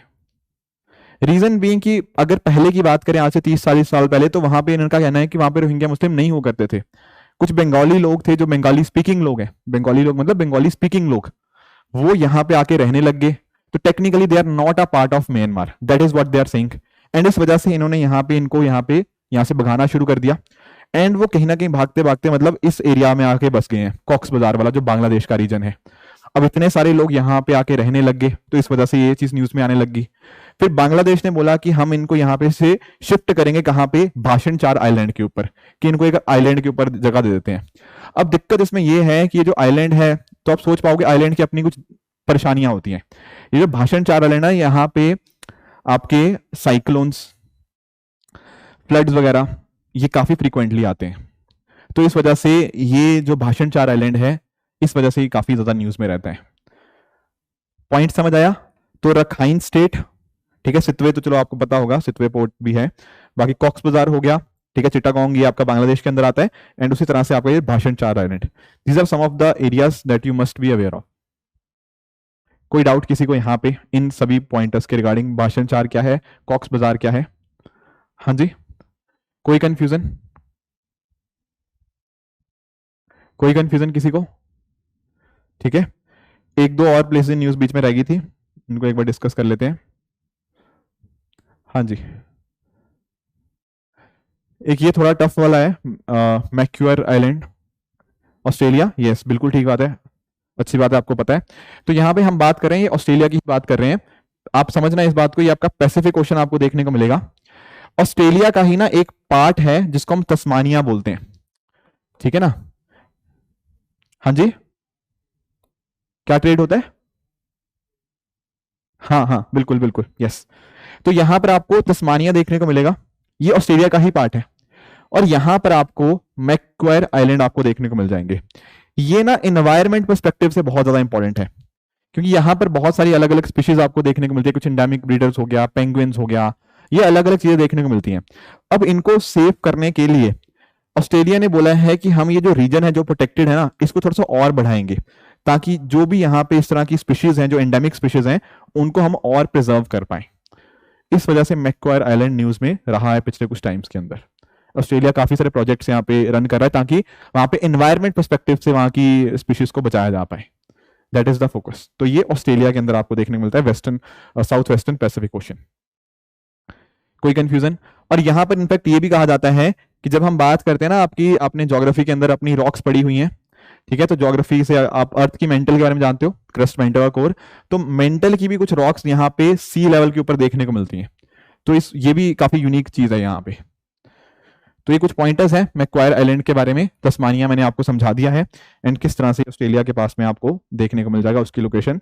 आई होप आप ये समझ के होंगे। कोई कंफ्यूजन किसी को? ठीक है, तो ठीक ठाक प्रिसीजन न्यूज हमने आज पढ़ी है, और भी पढ़ेंगे आने वाले सेशंस के अंदर, चिंता मत करना। ठीक है, एक बस आखिरी क्वेश्चन बता दो, फिर हम अगले टॉपिक की तरफ बढ़ेंगे। बिम्स्टेक के मुझे मेंबर्स बता दो यार एक बार। पहले तो बताओ कितने मेंबर हैं और इनको एक बार लिखने की कोशिश करो अपनी नोटबुक्स पे। हाँ जी, लिख लिए? कितने मेंबर्स हैं? 5 5 तो 5 तो नहीं है, ठीक है, 7। हाँ ठीक है, चलो बताओ फिर कौन से हैं। चलो ठीक है, हाँ, बांग्लादेश, बांग्लादेश, इंडिया,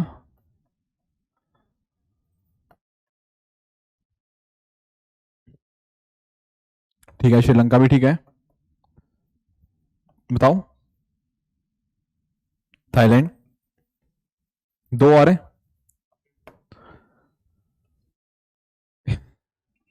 हाँ जी, 2 और हैं,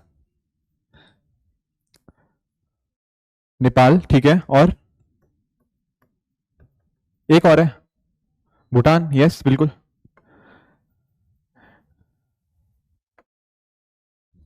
ठीक है, एक्चुअली ना पहले इसका नाम बिस्टेक करके होता था,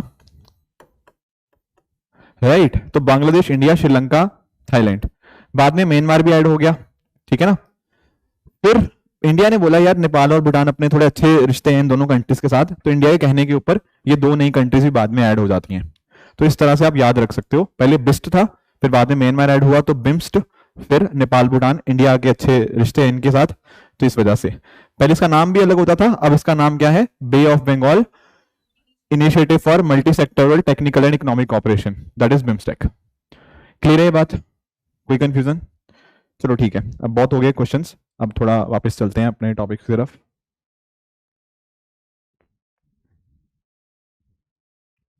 हाँ जी बोलो, किसका new name? Bay of Bengal initiative for multi sectoral technical and economic cooperation. लिख लोगे, याद हो जाएगा? हाँ, मतलब बे ऑफ बंगाल के ऊपर है नाम। हाँ ठीक है,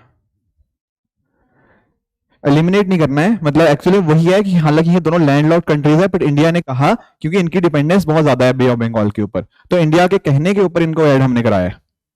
ठीक है ना, ये फेमस चीज इसके बारे में यही है कि इंडिया के कहने के ऊपर इनको ऐड किया गया है। हाँ जी, आगे आते हैं, यहां तक हम देख चुके थे नवरोज तक, उसके आगे बढ़ते हैं। नेक्स्ट हमारा टॉपिक रहेगा eat right food street scheme, ऐसे डिस्कस कर लेते हैं। इसका पॉइंटर देखो बस इतना है, आप लोग जैसे कहीं देखते हो कि कुछ फूड स्ट्रीट्स होती हैं, स्ट्रीट फूड्स वगैरह, राइट।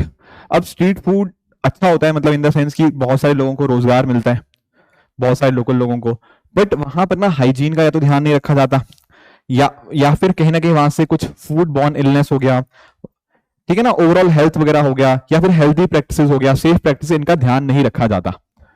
तो हमारी यहाँ पे कोशिश ये है कि eat right food street project के माध्यम से 100 डिस्ट्रिक्ट्स के अंदर हम 100 फूड स्ट्रीट्स को यहाँ पे बनाएंगे।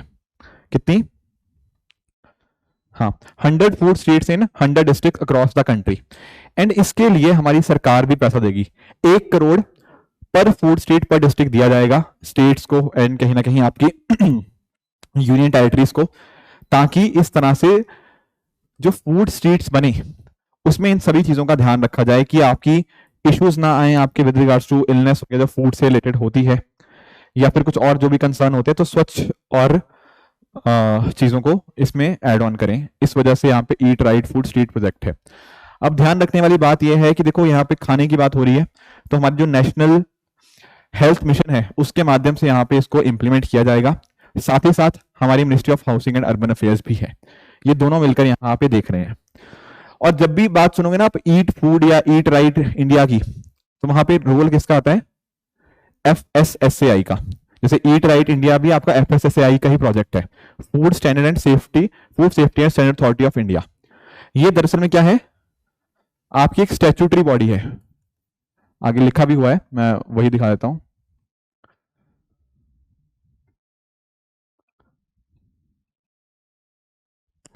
हाँ जी, FSSAI आपकी क्या है? स्टैट्यूटरी बॉडी है, जिसको 2006 के एक्ट के माध्यम से यहाँ पे बनाया गया था। काम इसका पता क्या है? देखो आप इतने सारा कुछ खाना वगैरह खाते हो, कुछ उसके सेफ्टी स्टैंडर्ड्स भी तो होने चाहिए, राइट? तो वो सारे जो स्टैंडर्ड्स वगैरह सेट करना, उन चीजों को देखना, वो सारा काम FSSAI ही देखती है। फूड रिलेटेड जो भी इश्यूज होते हैं ना, वो सारे FSSAI ही देखती है। स्टैंडर्ड्स हो गया, गाइडलाइंस हो गया, सब लोग उसको फॉलो कर रहे हैं नहीं कर रहे, मैकेनिज्म वगैरह इसके रिगार्डिंग करना, ये FSSAI का ही काम रहता है। Ministry of health and family welfare के अंतर्गत आती है ये FSSAI। It is an body under this particular ministry, and इसको एक एक्ट FSSAI एक्ट के माध्यम से ही बनाया गया था। बाकी इसके जो चेयरपर्सन होते हैं उसको सेंट्रल गवर्नमेंट ही अपॉइंट करती है। तो ये जो हम बात कर रहे थे ना ईट राइट की, यहां पर आपका नेशनल हेल्थ मिशन के माध्यम से जो आपका हेल्थ मिनिस्ट्री है, ministry of health and family welfare plus ministry of housing and urban affair और FSSAI, ये सारे मिलकर इसको यहाँ पे रन कर रहे हैं।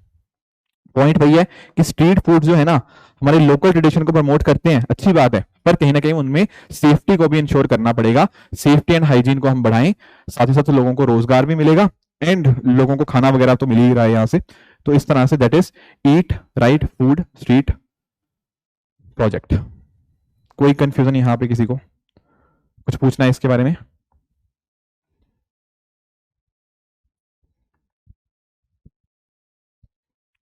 ठीक है, एक छोटा सा टर्म मुझे आपको और सिखाना है, ठीक है? ये टर्म ना एक्चुअली बहुत बार लास्ट ईयर न्यूज में रहा था, कई दिनों तक मैंने इसको नोट किया।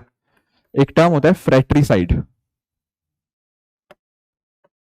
सुना कभी ये वर्ड? साइड वर्ड क्या आता है? साइड, किलिंग, बिल्कुल। जैसे होमिसाइड हो गया, सुसाइड हो गया, जिसके एंड में साइड वर्ड आता है ना, इसका मतलब होता है मारना, राइट? और जब हम बात करते हैं फ्रैट्री की, फ्रैट्री क्या होता है? फ्रेटर्निटी आप वर्ड जानते हो, क्या होता है? ब्रदरहुड, ठीक है ना? जब टेक्निकली एक भाई भाई को या भाई बहन को, बहन भाई को मार दे, उसको हम फ्रैट्रिसाइड बोलते हैं। Getting it? जब सिबलिंग्स एक दूसरे को मार देते हैं उसको फ्रैक्टिसाइड बोलते हैं। पर एक्चुअल में ना ये जो पिछली बार न्यूज में आया था वो इसलिए आया था क्योंकि हमारे यहाँ पे ना जो पंजाब में आप जानते हो बठिंडा एक जगह है, वहां पर बठिंडा में मिलिट्री स्टेशन है। अब इस मिलिट्री स्टेशन के अंदर ना चार हमारे जवानों की, मतलब हमारे 4 जवानों को किसी ने मार दिया, ठीक है? और ऐसा बताया जा रहा था कि देयर इज अ पॉसिबिलिटी कि शायद ये एक फ्रैक्ट्रिसाइड का ही केस हो। कहने का मतलब क्या कि उनके साथ के किसी दूसरे साथी ने शायद उनको मार दिया होगा, उस चीज को फ्रैक्ट्रिसाइड बोला गया था। That is why this term was very much in news for many days. बहुत सारे आर्टिकल्स आए, मतलब डिस्कशन में तो क्या हो रही थी? डिस्कशन ये हो रही थी कि यार जो हमारे जवान होते हैं कई बार उनको कई कई महीनों तक छुट्टी नहीं मिलती, अपनी फैमिली से दूर रहते हैं, स्ट्रेसफुल कंडीशंस के अंदर काम करते हैं, तो कई बार स्ट्रेस की वजह से या फिर अपने सुपीरियर्स के साथ उनकी कई बार नहीं, whatever might be the reason, कि लो वेजेस होती हैं कई बार, plus at the same time छुट्टी नहीं मिलती, फैमिली से दूर रहते हैं, तो हमारे जवानों के लिए कुछ हमें करना चाहिए। तो फ्रैक्ट्रिसाइड के रिगार्डिंग जब बात स्टार्ट हुई ना, तो ये सारी डिस्कशन न्यूज में काफी चली थी कई दिनों तक कि what can we do to improve the situation of our armed forces, कैसे ये सारी चीजें कर सकते हैं। तो ये फ्रैक्ट्रिसाइड का मीनिंग ध्यान में रखना। टेक्निकली फ्रैक्ट्री मतलब होता है भाई बहन या आपस में जो सिबलिंग्स होते हैं, पर इसको इस पर्पस के लिए भी यूज किया जाता है जब एक आर्म्ड फोर्सेस का बंदा अपने किसी साथी को ही मार दे। That is the meaning of fratricide. हाँ जी, नेक्स्ट टॉपिक हमारा है हाकी पिक्की ट्राइब। देखो न्यूज में ये मल्टीपल रीजंस की वजह से रही है, तो उसका पॉइंट नहीं है डिस्कस करने का। एक्चुअल में 2-3 चीजें आपको यहां पे पता होनी चाहिए। पहली बात तो जब मैं बात करता हूं हाकी की, हाकी वर्ड आता है बर्ड से, इसका मतलब होता है बर्ड, और पिक्की का मतलब होता है कैचर। तो दरअसल में ये एक बर्ड कैचर ट्राइब बोल सकते हो आप इनको। ये बिलोंग जो करती है ना ट्राइब, ये दरअसल में गुजरात हो गया, आपका राजस्थान हो गया। ऐसा माना जाता है कि ये स्टार्टिंग इनकी यहां से हुई, मतलब इनका जो ओरिजिन है वो आपको कुछ वेस्टर्न इंडिया के अंदर देखने को मिलता है, गुजरात एंड राजस्थान वाले रीजन से। पर धीरे धीरे ये क्योंकि नोमैडिक ट्राइब है, एक तरह की सेमी नोमैडिक भी आप कह सकते हो, ऐसा कहा जाता है कि 9 महीने ये घूमते रहते हैं इधर उधर, 3 महीने एक जगह पे रहते हैं, तो काफी बंजारा टाइप्स ही हैं मतलब ये भी। तो आज के समय के ऊपर जो मेजर इनका रीजन बन चुका है वो आपका कर्नाटका में मैक्सिमम ये आपको देखने को मिलते हैं। कर्नाटका स्टेट के अंदर आज के समय अच्छी खासी इनकी पॉपुलेशन आपको देखने को मिल जाती है। न्यूज में बहुत सारे रीजंस की वजह से रही थी। एक कारण में ये था कि जब अलग अलग जगह क्राइसिस हुआ था, सूडान के अंदर भी, वहां पर भी इनके लोग काफी फंसे हुए थे। फिर हमारे कुछ स्टेट्स के जो पॉलिटिकल लीडर्स थे वो भी इनसे मिले थे। इस तरह से मल्टीपल रीजंस की वजह से न्यूज में थे। बट कर्नाटका से ये बिलोंग करती है, ठीक है। बाकी एक हिंदू ट्राइब है, ठीक है ना, रिलीजन इनका हिंदुइज्म ही है। कुछ और पॉइंटर्स देख लेते हैं इफ देयर समथिंग, ठीक है ना। तो मैंने जैसे आपको बताया, तो आपको कर्नाटका के अंदर देखने को मिलेगी। हालांकि ये इनका जो ओरिजिन है वो आपको गुजरात एंड राजस्थान में देखने को मिल जाता है। फॉरेस्ट रीजन में रहती हैं, नॉन वेजिटेरियन है हालांकि, बट हिंदू ट्रेडिशंस को फॉलो करती हैं। एंड एक दो चीज और देख लो, जैसे ये एक पैट्रियार्कल सोसाइटी है, सॉरी नॉट पैट्रियार्कल, मैट्रियार्कल, हाँ मैट्रियार्कल सोसाइटी। इनमें होता क्या है कि जो लड़का होता है वो दहेज देता है लड़की वालों को, ठीक है। यहाँ पे उल्टा प्रोसेस होता है। तो ये एक डिस्टिंग्विशिंग फीचर है इनका, ये आप नोटिस कर सकते हो कि इसमें दहेज उल्टा दिया जाता है, कि लड़के वाले लड़की को दहेज देते हैं, ना कि वाइस वर्सा, ठीक है। एंड एक चीज और, जो एल्डेस्ट सन होता है वो यहाँ पे अपने बाल भी नहीं कटवाता, ताकि उसको पहचाना जा पाए कि हाँ ये एल्डेस्ट सन है फैमिली का, right. These are few things you must know about Hakki Pikki tribe. Karnataka में आजकल मैक्सिमम कर्नाटका में देखने को मिलती है, अलग अलग डिस्ट्रिक्ट के अंदर सेमी नोमैडिक ट्राइब है। 9 महीने जनरली एक जगह पे रहते हैं एंड 3 महीने, सॉरी 9 महीने घूमते हैं एंड 3 महीने एक जगह पे इस तरह से रहते हैं, साल भर इस तरह। क्लियर है ये बात? हाँ, तो अगर बात ट्राइब्स की कर रहे हैं तो एक दो ट्राइब्स हमें और पढ़नी है। जैसे एक है सिंगपो कम्युनिटी, ये बड़ी इंटरेस्टिंग कम्युनिटी है, ठीक है। सिंगपो कम्युनिटी, इसके बारे में थोड़ा सा पढ़ना है। एक्चुअल में इनके ट्राइब्स के बारे में एक इंटरेस्टिंग चीज ये है कि यहां पर ना जब ये अपने बच्चों का नाम देते हैं तो नाम इस तरह से दिया जाता है कि हम उनके नाम से ही पता कर पाए कि सबसे बड़ा कौन है, बीच में कौन है, दूसरे नंबर पे, तीसरे नंबर पे, चौथे पे कौन है, इस तरह से। तो इनका नाम देने का एक तरीका होता है, ठीक है ना। जैसे मान लो अगर एक फैमिली में 7 बच्चे हुए तो सबसे बड़े वाले बच्चे के नाम के अंदर गम वर्ड यूज होगा, तो जो भी उनका नाम होगा ना उसमें एक शब्द यूज होगा जिसमें गाम लिखा होगा। आपको उसका नाम पढ़ के आप बता दोगे फैमिली का सबसे बड़ा लड़का है। उसके नाम में नोंग हुआ, इसका मतलब सेकंड वाला लड़का है उस फैमिली का। ऐसे ये सारे नाम जो डिनोट करते हैं, ये डिनोट करते हैं कि हम उसके नाम पढ़ के ही बता पाए कि इससे बड़े कितने भाई हैं इसके, या इससे छोटे, मतलब ठीक है ना, कि कौन से नंबर वाला ये है, ठीक है। जैसे आपने किसी का नाम रखना हो, ठीक है, तो रमेश 1 ऐसे, तो इनने 1 का मतलब ये गाम होता है, गेटिंग इट। तो ये सिंगपो कम्युनिटी इस वजह से काफी इनका इंटरेस्टिंग वे है मतलब नाम रखने का। ये हमें ना हमारे नॉर्थ ईस्टर्न इंडिया के अंदर देखने को मिलती है, और उसमें भी अगर मैं बात करता हूं तो आपके अरुणाचल प्रदेश और असम, ये 2 स्टेट्स के अंदर देखने को मिलती है। बाकी चाइना के अंदर तो है ही है, ठीक है, वहां से ही मानी जाती है, बट इंडिया में आपको अरुणाचल एंड असम वाले रीजन में देखने को मिलती है सिंगपो कम्युनिटी। क्लियर है ये बात? इसके साथ ही ना एक और कम्युनिटी भी है जिसको हम बोलते हैं लाइसस कम्युनिटी, ठीक है। ये आपको अरुणाचल प्रदेश के अंदर देखने को मिलेगी। इनका भी सेम ही चीज है, इनके नाम करने का तरीका बस थोड़ा अलग है, पर तरीका इनका भी वही है कि आप इनके नाम पढ़ के बता पाओगे कि सबसे बड़ा कौन है, बीच में कौन है, इस तरह से। तो लाइसस कम्युनिटी अरुणाचल प्रदेश के अंदर देखने को मिलती है, और इसके अलावा चाइना, म्यांमार, थाईलैंड, उनके एरियाज में भी देखने को मिल जाती है। Singpho is in both Assam and Arunachal. यहां पर आपको लाइसस जो कम्युनिटी है ये आपको अरुणाचल के अंदर देखने को मिलेगी। क्लियर? एक ना सिंगपो के बारे में एक और भी चीज है कि इनकी ना एक अपराइजिंग हुई थी 1843 के अंदर। आपके जो ब्रिटिशर्स हैं, ठीक है, जानते ही हो बहुत सारे रिवोल्ट्स हुए हैं। बहुत बड़ा रिवोल्ट तो नहीं था, बट ये अरुणाचल प्रदेश और असम वाले रीजन के अंदर रिवोल्ट हुआ था, सिंगपो रिवोल्ट 1843 के अंदर। इसमें घूम फिर के बात वही थी कि लोगों ने कोशिश करी, कुछ पुलिस वाले मारे ब्रिटिशर्स के, ठीक है। 2 मेजर लीडर यहाँ पे निकल के आए थे, बीसागोम और निगरूला।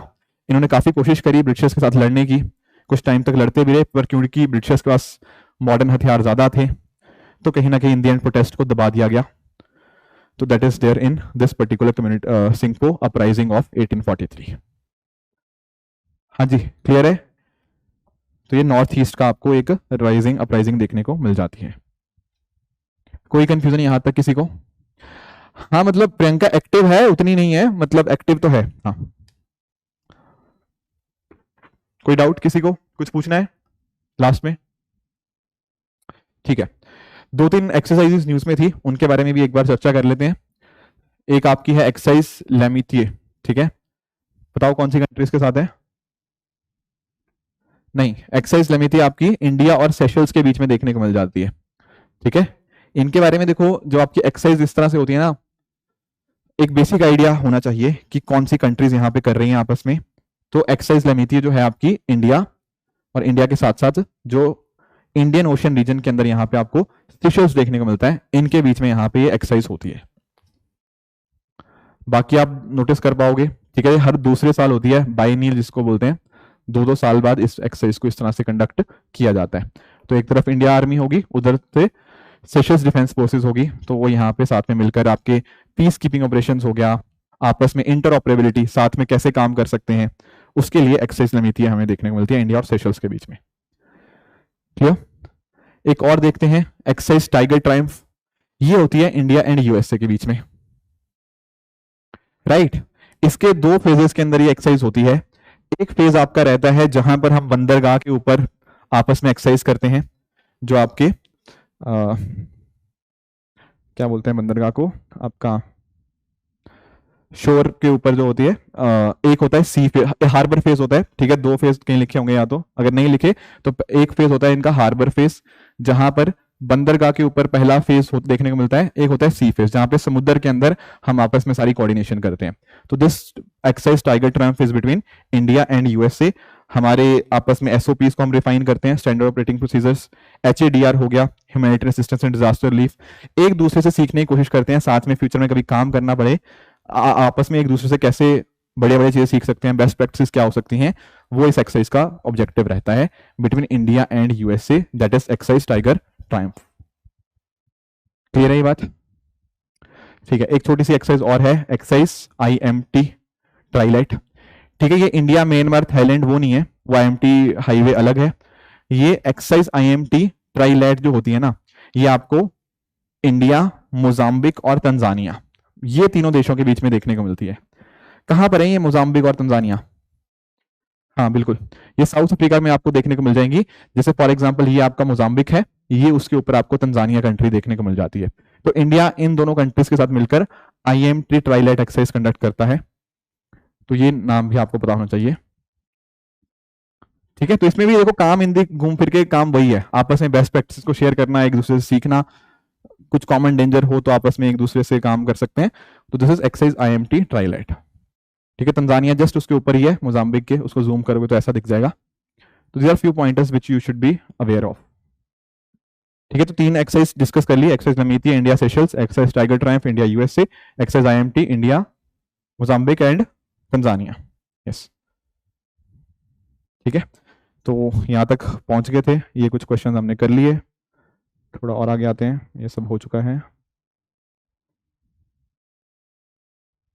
हाँ जी, एक एलिफेंट्स के बारे में थोड़ी चर्चा करनी है हमें, ठीक है। एलिफेंट्स के बारे में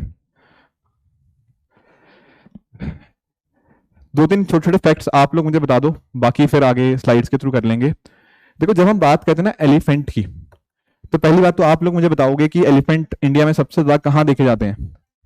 चलो ठीक है, हाँ बिल्कुल, कर्नाटका में सबसे highest number of elephants India में देखने को मिलते हैं, इसमें कोई डाउट की बात नहीं है। एलिफेंट्स की जब भी बात होगी ना, तो एलिफेंट्स काफी मूव करते हैं एक जगह से दूसरी जगह, राइट। वो कैसे मूव करेंगे? कॉरिडोर्स के माध्यम से, राइट। तो कॉरिडोर्स के लिए प्रोटेक्शन वगैरह करना वो अपने आप में बहुत ज्यादा इंपॉर्टेंट हो जाता है, क्योंकि अदरवाइज कॉरिडोर्स नहीं होंगे तो एलिफेंट का कॉन्फ्लिक्ट आ सकता है ह्यूमंस के साथ, ह्यूमन एनिमल कॉन्फ्लिक्ट हो सकता है। तो कॉरिडोर्स हम कोशिश करते हैं मैक्सिमम टू मैक्सिमम हमारे यहाँ पे बनाए जा पाए। इंडिया में काफी 150 के करीब करीब कॉरिडोर्स देखने को मिलते हैं, जिनमें सबसे ज्यादा वेस्ट बंगाल स्टेट के अंदर देखने को मिलते हैं, यस दैट इज करेक्ट। और अगर मैं बात करता हूं जैसे एशियन एलिफेंट की, तो इसका IUCN स्टेटस होता है, हाँ जी बिल्कुल, एंडेंजर्ड ही होता है, दैट इज करेक्ट। थोड़े और कुछ पॉइंटर्स डिस्कस कर लेते हैं। एक हमारे पास ना प्रोजेक्ट एलिफेंट है, बहुत ही पॉपुलर, उसके बारे में थोड़ी चर्चा करते हैं। 1992 के अंदर हम इस प्रोजेक्ट को लेकर आए, प्रोजेक्ट एलिफेंट को। कोशिश ये थी कि इंडिया में हम एलिफेंट्स को हम प्रोटेक्ट कर पाए। इनफैक्ट ना एक माइक प्रोग्राम आता है, ठीक है ना, monitoring of illegal killing of elephants. ये साइट्स का है, साइट्स जानते हो?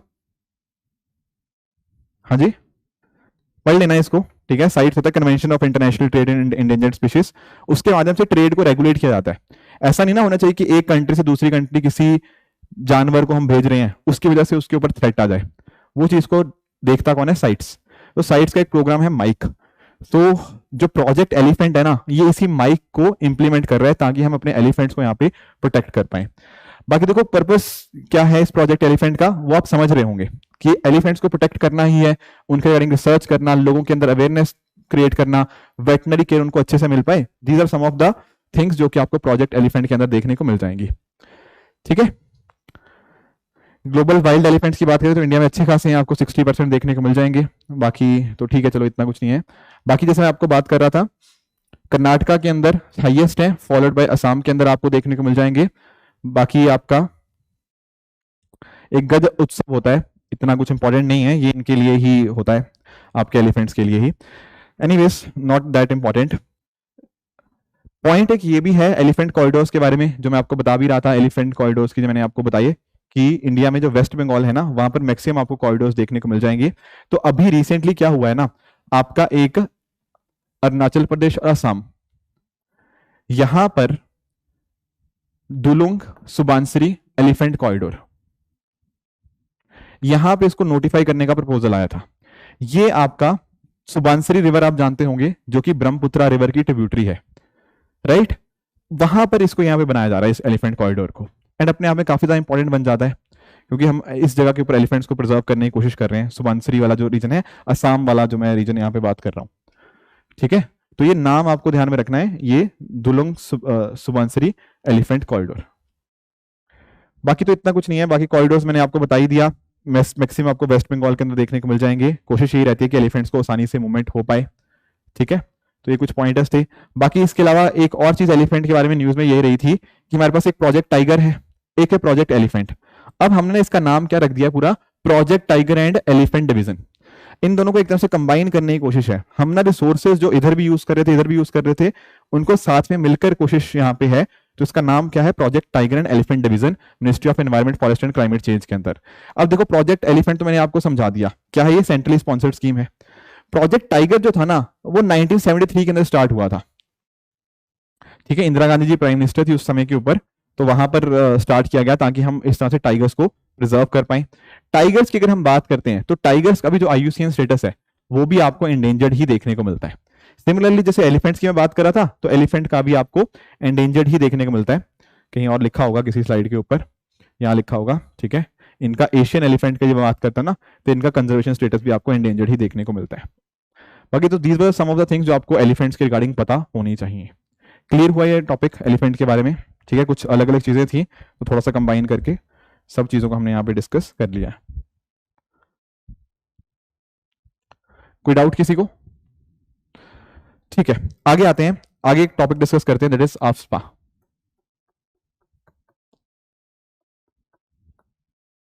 आफ्स्पा की फुल फॉर्म बहुत सिंपल है, आर्म्ड फोर्सेस स्पेशल प्रोटेक्शन, तो नहीं यार, पावर्स है ना, स्पेशल पावर्स एक्ट, ये है आपका आफ्स्पा। मैं थोड़ा सा आपको समझा देता हूं पहले। एक्चुअल में हुआ क्या ना, 1942 के अंदर क्विट इंडिया मूवमेंट चल रही थी, ठीक है। 8 अगस्त 1942 आप लोग जानते होंगे इस तारीख को, ठीक है। तो क्विट इंडिया मूवमेंट उस दिन स्टार्ट होती है 8 अगस्त 1942 को। तो उस समय के ऊपर ना ब्रिटिशर्स ने ये लेके आए आफ्स्पा, ताकि क्विट इंडिया मूवमेंट के टाइम जो इतने सारी चीजें चल रही हैं उसको हम रोक पाए। ब्रिटिशर्स को तो अपना खुद का देखना था, राइट। तो एक्चुअल में अगर मैं बात करूं तो स्टार्टिंग इसकी 1942 में ही हो जाती है। सबसे ओरिजिनल इसका देखने को मिलता है वो 1942 में क्विट इंडिया मूवमेंट ही है। फिर हम देश आजाद होते हैं, तो हालांकि उस टाइम बोला गया कि नहीं इसको हमें नहीं चाहिए, बट पंडित जवाहरलाल नेहरू जी ने कहा कि नहीं यार हमें इसकी जरूरत है। आप नोटिस करोगे ना, नॉर्थ ईस्ट रीजन के अंदर बहुत सारी इश्यूज देखने को मिले थे, नागा इंसर्जेंसी थी और भी बहुत सारी चीजें। तो हम ना इसका थोड़ा नया फॉर्म लेके आए 1958 के अंदर, तो वहां से हमें आफ्सपा देखने को मिलता है। हालांकि इसकी ओरिजिन जो है वो आपकी क्विट इंडिया मूवमेंट ही है, ठीक है, उसका बस चेंज्ड फॉर्म था जिसके माध्यम से हमने 1958 के अंदर आफ्सपा लेके आए। क्या है आफ्सपा के अंतर्गत, कुछ और पॉइंटर्स जो हमें जानने पड़ेंगे वो ये है कि यहां पर जैसा नाम भी है armed forces special powers act, तो हमारी जो आर्म्ड फोर्स है उनके पास कुछ स्पेशल पावर आ जाती हैं। किस तरह की पावर, अगर मान लो किसी जगह को सर्च करना हो तो बिना किसी वारंट के, इनको वारंट नहीं चाहिए, बिना किसी वारंट के ये सर्च कर सकते हैं। Plus at the same time अगर किसी पर्सन को शूट करना हो तो भैया शूट भी कर सकता है, बट आफ्टर वार्निंग, ठीक है, बिना वार्निंग के शूट नहीं कर सकते, वार्निंग दे के शूट कर सकते हैं कि वार्निंग दी बट सामने वाला नहीं मान रहा है, तब शूट किया जा सकता है। और एक्चुअली आप नोटिस करो ना, होता पता क्या है, जब इंसर्जेंसी या इस तरह की चीजें होती हैं तो आर्म्ड फोर्सेस का भी थोड़ा मोराल कई बार डाउन होता है। रीजन बीइंग कि उन्होंने अगर मान लो एक गोली किसी पे चला दी तो they have to go a lot of inquiry. उस चक्कर में क्या होता है, इंसर्जेंट्स को फायदा मिल जाता है, वो लोग इनको मारते रहते हैं हमारे आर्म्ड फोर्सेस वाले लोगों को, एंड दे फील कि मतलब यार हमारे पास तो कुछ पावर्स ही नहीं है, हमें एक भी गोली चलानी है उसके लिए 100 लोगों को एक्सप्लेन करना पड़ेगा क्यों चला दी गोली। तो कई बार उनका मोराल काफी डाउन होता है। एंड जब हम बात करते हैं हमारी नेशनल सिक्योरिटी की, तो सबसे बड़ा, उससे बड़ी तो कोई चीज नहीं है, जब कोई देश को मतलब तोड़ने की बात करता है तो उससे बड़ी तो कोई चीज नहीं है।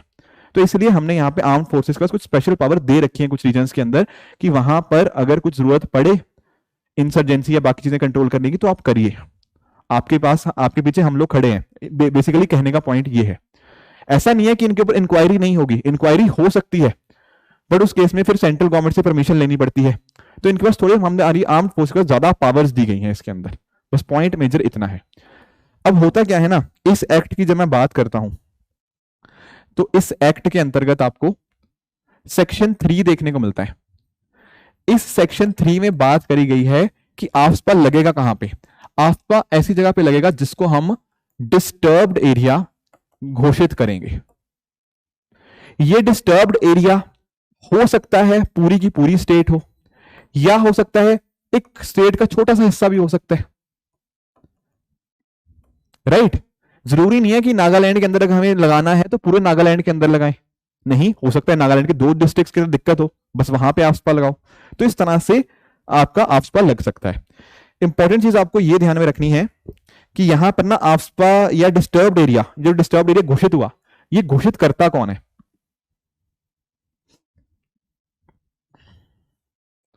हाँ जी, ध्यान ये रखना है कि डिस्टर्ब एरिया घोषित कौन करता है। तो यहां पर दरअसल में ना 3 लोगों के पास पावर है। एक है आपका सेंट्रल गवर्नमेंट, एक है आपके जो गवर्नर साहब होते हैं उस स्टेट के, और आपका नहीं प्राइम मिनिस्टर नहीं है, सॉरी, हाँ राइट, यूटी के एडमिनिस्ट्रेटर, बिल्कुल, गवर्नर ऑफ स्टेट एंड आपके यूटी के जो एडमिनिस्ट्रेटर होते हैं। ये 3 में से कोई भी यहां पे घोषित कर सकता है डिस्टर्ब्ड एरिया। Getting it. तो यहां से भी क्वेश्चन बन सकता है कि क्या स्टेट गवर्नमेंट लगा सकती है, नहीं, स्टेट गवर्नमेंट के पास पावर नहीं है डिस्टर्ब्ड एरिया किसी को घोषित करने की। इन लोगों के पास है, सेंट्रल गवर्नमेंट के पास, आपके स्टेट गवर्नर के पास एंड आपके यूटी के एडमिनिस्ट्रेटर के पास। ये सेक्शन 3 ऑफ आफ्सपा के अंदर लिखा गया कि what exactly is a disturbed area. Disturbed area वो होगा जो इन तीनों में से घोषित कर देगा कि ये डिस्टर्ब्ड है।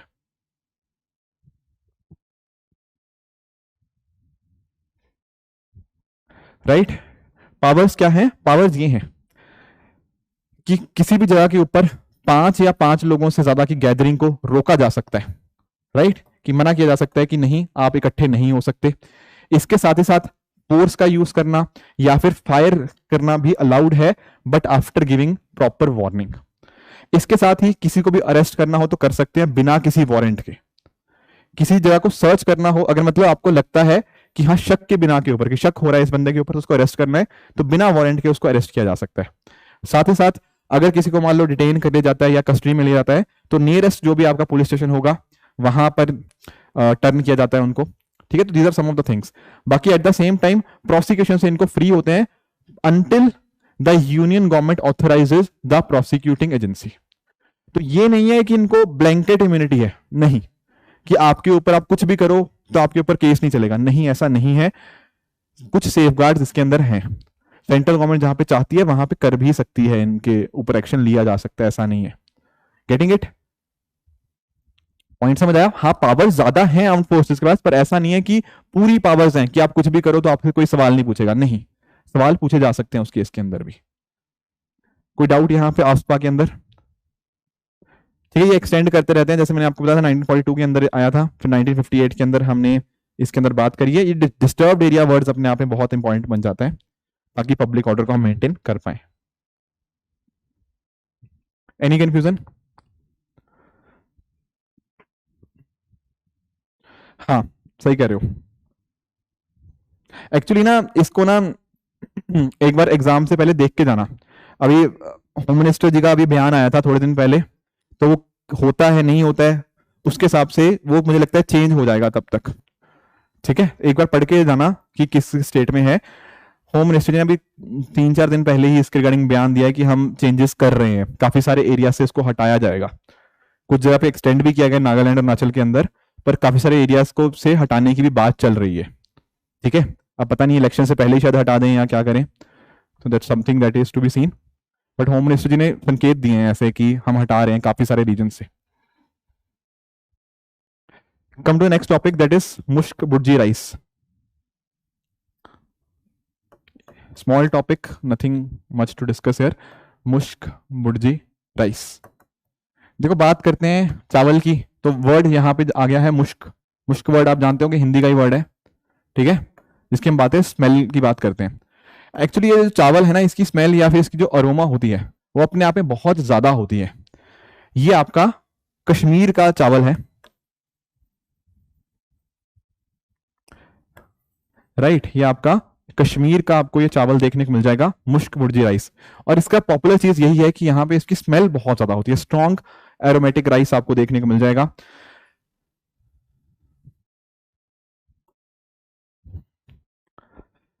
ठीक है, तो इसको आप नोटिस करोगे, बाकी और चीजें आप नोटिस कर सकते हो कि इसको अब पहले तो बहुत हाई लेवल पे इसको किया जाता था, बट अब आज के समय कुछ ही एक डिस्ट्रिक्ट्स हैं, जैसे अनंतनाग हो गया, बुडगाम डिस्ट्रिक्ट हो गया, वहां पर मेजरली इसको यूज किया जाता है, मतलब वहां पे मेजरली उगाया जाता है।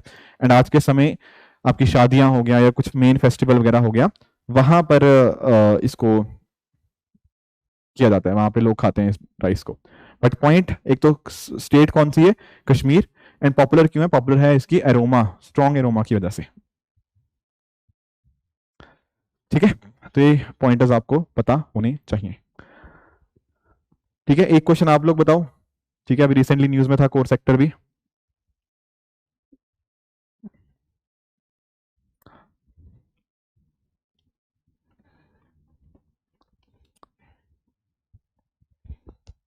पढ़ पा रहे हो लास्ट में?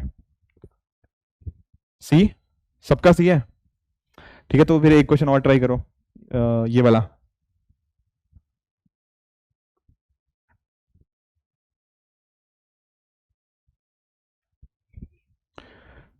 बी, डी, स्टील कौन कह रहा है? सबसे ज्यादा किसका है? हाँ बिल्कुल, सबसे पहले आता है आपका रिफाइनरी, दूसरे नंबर पे आता है इलेक्ट्रिसिटी, हाँ हाँ यहां तक ठीक है। आई थिंक सीमेंट है, फिर क्रूड ऑयल, नेचुरल गैस, हाँ फर्टिलाइजर, बिल्कुल ठीक बात है, वेरी गुड। ठीक है, तो ये आपका है petroleum and refinery production, electricity, ये इसी ऑर्डर में आपको ध्यान रखने हैं। These are the 8 core sectors. अब एक्चुअली होता क्या है ना, इसको मैं थोड़ा समझाता हूं। एक हमारे पास इंडेक्स है आईआईपी जिसको हम बोलते हैं, एक हमारे पास इंडेक्स है जिसको हम आईआईपी के नाम से जानते हैं, इंडेक्स ऑफ इंडस्ट्रियल प्रोडक्शन। जैसा नाम में है भी, इंडेक्स ऑफ इंडस्ट्रियल प्रोडक्शन, इसके माध्यम से हम ये देखने की कोशिश करते हैं हमारी इंडस्ट्रीज कैसा कैसा परफॉर्म कर रही हैं। ठीक है, इस आईआईपी को कौन रिलीज करता है? एनएसओ, हाँ ठीक है, सीएसओ भी कह सकते हो, अब एनएसओ हो गया नाम इसका, तो जो कि मोस्टली मिनिस्ट्री के अंतर्गत आता है, ministry of statistic and programme implementation. ये यहां पे इसको रिलीज करता है आईआईपी को, इंडेक्स ऑफ इंडस्ट्रियल प्रोडक्शन। पर आप एक बात नोटिस करो, इस इंडस्ट्रीज के अंदर भी कुछ ऐसी इंडस्ट्रीज हैं जिनका रोल बहुत बहुत ज्यादा इंपॉर्टेंट है। कैसी इंडस्ट्रीज?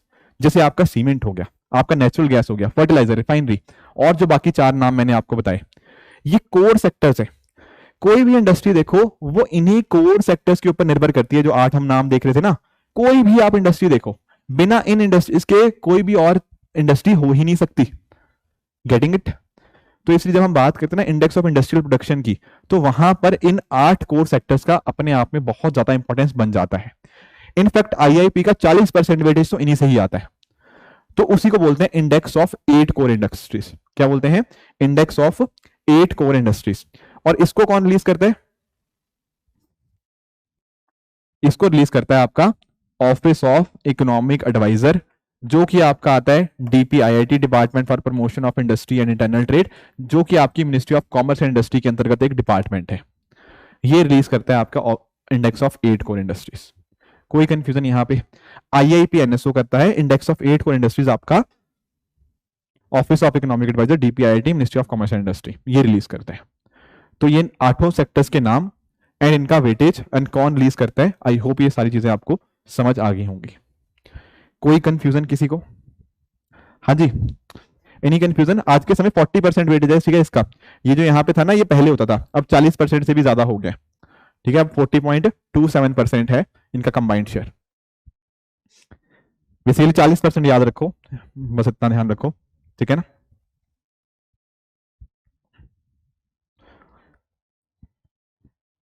Any doubts? हाँ जी, कुछ क्वेश्चंस ट्राई करते हैं, फिर आते हैं कुछ 2-4 टॉपिक्स जो हमारे बचे हुए हैं। पहले कुछ क्वेश्चंस।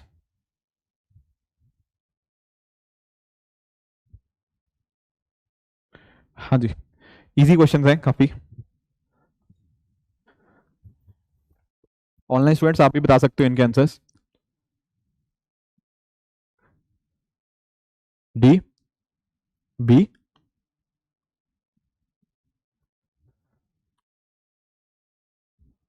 बी या डी? बिल्कुल। देखो ईसीआई 5 मेंबर तो नहीं है, अभी डिस्कस किया 3 मेंबर्ड बॉडी है, तो गलत है आपका। अभी थोड़े दिन पहले तो 15 मार्च या 16 मार्च को हुआ था, किसने किया था? ईसीआई डिसाइड करता है कि इलेक्शन शेड्यूल भैया क्या होना चाहिए, होम अफेयर्स डिसाइड करने लग गया, ठीक है, फिर तो दिक्कत हो जाएगी, ठीक है। हालांकि दैट्स अ सेपरेट थिंग, ठीक है। कभी तीसरे स्टेटमेंट की बात करें, ईसीआई कह रहे हैं कि मर्जर्स या स्प्लिट्स को जो भी होता है इसके डिस्प्यूट्स आपके कहीं ना कहीं ईसीआई देखता है, बिल्कुल ठीक बात है। आपके जो भी इस तरह के इश्यूज आए थे, शिवसेना का हो गया, ऐसे हो गया, तो ईसीआई ने मुद्दे देखे थे, तो ये बात करेक्ट है। आपका थर्ड बिल्कुल सही रहेगा। हाँ, होता तो फाइनल ही है, लोग जाते हैं सुप्रीम कोर्ट के अंदर, no doubt about it, but final कहना मुश्किल है। देखो सोचना पड़ेगा, मैं सोच के बताऊंगा इसको, देखना पड़ेगा इसको। हाँ, बात वो भी ठीक है। एक्चुअली होता तो फाइनल ही है इलेक्शन कमीशन का डिसीजन, बट कहीं ना कहीं जुडिशरी के अंतर्गत एवरीथिंग इज देयर ऑलमोस्ट, मतलब एक्सेप्ट एक्सेप्ट जो क्या होता है डीलिमिटेशन को छोड़ के, डीलिमिटेशन को छोड़ के ज्यादातर चीजें आपकी जुडिशियल रिव्यू के अंदर आती हैं, तो ये भी चले जाते हैं लोग जुडिशरी के पास, पर इलेक्शन कमीशन का मुद्दा ऑलमोस्ट फाइनल ही रहता है। थोड़ा पढ़ना पढ़ना पड़ेगा मुझे भी, एग्जैक्टली मैं हाँ या ना ही बोल सकता इस बात पे, थोड़ा पढ़ लेना एक बार आप लोग, पॉलिटी में देखना। वैसे मेरे हिसाब से फाइनल ही होता है। हाँ जी, कमिंग टू नेक्स्ट क्वेश्चन, एक छोटा सा ये भी इजी क्वेश्चन है।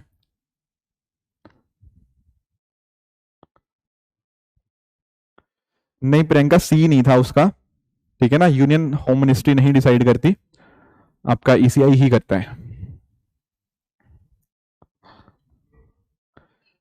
बिल्कुल ठीक बात है। देखो जब भी हम बात करते हैं सेक्टर्स की, तो एक आपका रियल सेक्टर हो सकता है और एक होता है आपका फाइनेंशियल सेक्टर। तो आपका जो ऑप्शन सी और डी है या थर्ड एंड फोर्थ है, वो आपके फाइनेंशियल सेक्टर का पार्ट है। ये आपका फाइनेंशियल सेक्टर हो गया, ये फाइनेंशियल सेक्टर, पर ये आपके रियल सेक्टर का पार्ट होंगे, तो इसलिए 1 and 2 will be the correct answer, third and 4 will be incorrect, तो ऑप्शन ए बन जाएगा। नेक्स्ट क्वेश्चन पे आते हैं। हाँ जी, ये भी इजी क्वेश्चन है।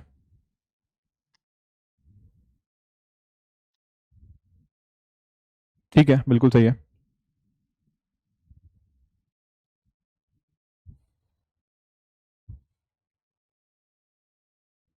बताओ इसमें।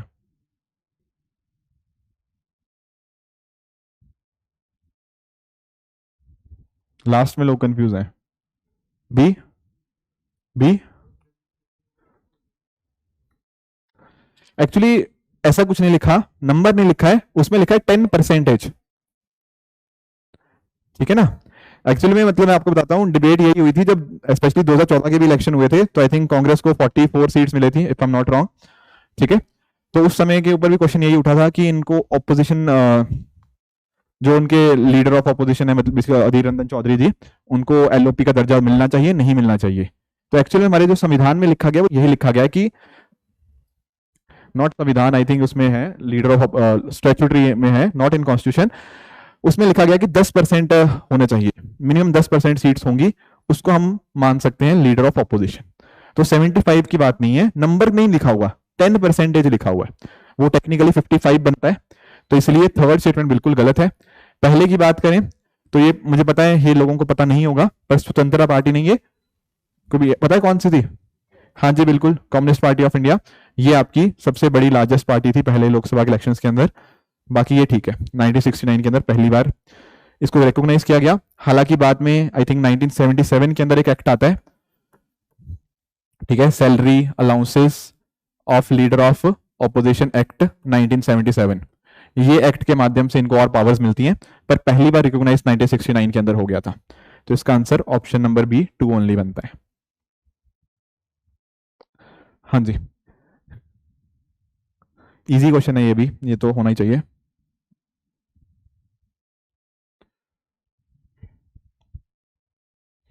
ठीक है,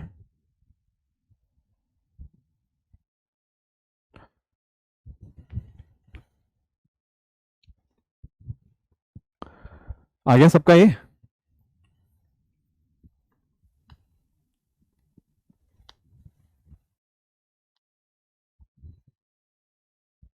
आ गया बी ए सबका ये? कैपिटल क्या होता है? मैंने कई बार बताया आप लोगों को, कैपिटल एक्सपेंडिचर, हाँ लॉन्ग टर्म होता है या एसेट या लाइबिलिटी में बदलाव आता है। ठीक है, एसेट या लाइबिलिटी में जब भी कोई चेंज आता है दैट इज कैपिटल, नहीं आता तो रेवेन्यू। नई टेक्नोलॉजी को आप एक्वायर करते हो तो क्या हुआ, उससे एसेट बढ़ गया आपका। नई टेक्नोलॉजी आपके पास आएगी तो कहीं ना कहीं आपका एसेट है वो, बिल्कुल है, तो पहला तो बिल्कुल ठीक है। डेट फाइनेंसिंग को कह रहा है कि कैपिटल एक्सपेंडिचर बोलेंगे, पर इक्विटी फाइनेंसिंग को हम क्या बोलेंगे, रेवेन्यू एक्सपेंडिचर। हाँ सोचो, इक्विटी फाइनेंसिंग की अगर हम बात करें लेट्स से, तो क्या इससे आपके एसेट लायबिलिटी पे चेंज आएगा या नहीं आएगा? सोचो, मान लो आपने कंपनी का कुछ हिस्सा बेच दिया, तो क्या आपका एसेट कम हुआ या नहीं हुआ? ऐसे अपना कंपनी का कुछ हिस्सा बेच के आपने पैसा रेज किया, तो व्हाट इज इट, आपका एसेट कम हुआ, एसेट में चेंज आएगा, तो why is it is revenue expenditure? नहीं, कैपिटल एक्सपेंडिचर होगा आपका। पहला ठीक है, दूसरा गलत है। क्लियर हुई बात आपकी? ठीक है, सिंपली इतना सोचा करो कि कोई भी चीज करने से, एसेट इज समथिंग जो मेरा है, what I own is asset, what I owe जो मुझे किसी को वापस करना है वो लाइबिलिटी है। कोई भी चीज जो आपके हिस्से को कम करे, मेरे पास लैपटॉप था, ये मेरा एसेट है, मैंने बेच दिया, मेरा एसेट कम हो गया, सिंपल सा लॉजिक है, तो वो कैपिटल रिसीट हुआ, एक्सपेंडिचर नहीं, कैपिटल रिसीट हुआ, मुझे पैसा मिल रहा है उस केस में। मैंने एक नया लैपटॉप खरीद लिया तो मेरा कैपिटल एक्सपेंडिचर है। कोई भी चीज जो मेरे एसेट या लाइबिलिटी को इंपैक्ट करती है वो आपका कैपिटल के अंदर आएगा, जो नहीं करती वो रेवेन्यू के अंदर आएगा। हाँ जी, एक दो क्वेश्चन आखिरी के और देखते हैं, ये क्या बताओ इसका आंसर, एफडीआई की बात हो रही है।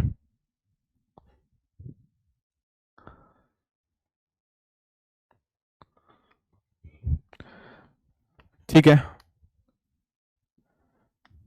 ये सारे टॉपिक आपके स्टैटिक का पार्ट होंगे, इकोनॉमी पढ़ ली ना आप लोगों ने, तो फिर तो होने चाहिए ना। हाँ जी, सबका भी है। देखो, आंसर तक पहुंचना ही पॉइंट नहीं है, but at the same time बाकी ऑप्शन गलत क्यों है वो भी पता होना चाहिए। जैसे फॉर एग्जांपल एक चीज होती है आपकी एफडीआई, एक होता है आपका एफआईआई। ये वाली चीज जब क्या होती है, एफडीआई और एफआईआई में फर्क क्या होता है? हाँ बिल्कुल, लिस्टेड कंपनी के अंदर 10% से ज्यादा, लिस्टेड कंपनी के अंदर 10% से कम, ये फर्क होता है। और अगर अनलिस्टेड कंपनी होती है तो उसको हम एफडीआई ही बोलते हैं। एफडीआई आपका लंबे समय के लिए बाहर से पैसा आ रहा है, लंबे समय के लिए, लंबे समय के लिए आएगा तो किस चीज में डालेगा, आपका मैनेजमेंट के अंदर भी डालेगा, आपके कहीं ना कहीं ऑपरेशंस के अंदर भी डालेगा, टेक्नोलॉजी ट्रांसफर भी होगा, बहुत सारी चीजें होती हैं। यहां पर क्या होता है ना, एफआईआई के अंदर आप बस शेयर्स हो गया, बॉन्ड्स हो गया, वो पैसा कर रहे हो, सिर्फ पैसे के लिए आ रहे हो, सिर्फ पैसे के लिए। शेयर्स खरीदे, जैसे प्रॉफिट हुआ घर वापस। इसलिए इसको क्या बोलते हैं, हॉट मनी। वोलेटाइल होता है बहुत ज्यादा, बहुत जल्दी आएगा, बहुत जल्दी जाएगा, वो आएगा तो बहुत लंबे समय के लिए रहेगा। तो ये तो पहली बात कह रहा है कि एफडीआई सिर्फ और सिर्फ लिस्टेड कंपनी के अंदर हो सकती है, नहीं, ये इनलिस्टेड में भी हो सकती है। ये वो इन्वेस्टमेंट है जिससे कि आप डेट सर्विस करते हो, क्यों भाई, लोन चुकता करने के लिए थोड़ी इन्वेस्टमेंट है ये। तीसरा कह रहा है ये वो इन्वेस्टमेंट है जो आपके फॉरेन इंस्टीट्यूशनल इन्वेस्टर्स करते हैं इन गवर्नमेंट सिक्योरिटीज, वो एफआईआई होता है। तो एक्चुअली में सेकंड ठीक है। ये क्या है, non debt creating capital flow, पैसा आ रहा है, नॉन डेट है, डेट थोड़ी है ये तो इक्विटी वाला है। तो ये आपका सेकंड वाला ठीक होगा। एक एक वर्ड अगर क्लियर होता है ना, डेट क्या होता है, नॉन डेट क्या होता है, कैपिटल फ्लो क्या होता है, कैपिटल इंस्ट्रूमेंट क्या होता है, लिस्टेड कंपनी क्या होती है, हर एक टर्म का मतलब क्लियर होगा तो बड़े आराम से ऐसे क्वेश्चन हो जाते हैं। हाँ जी, हाँ जी।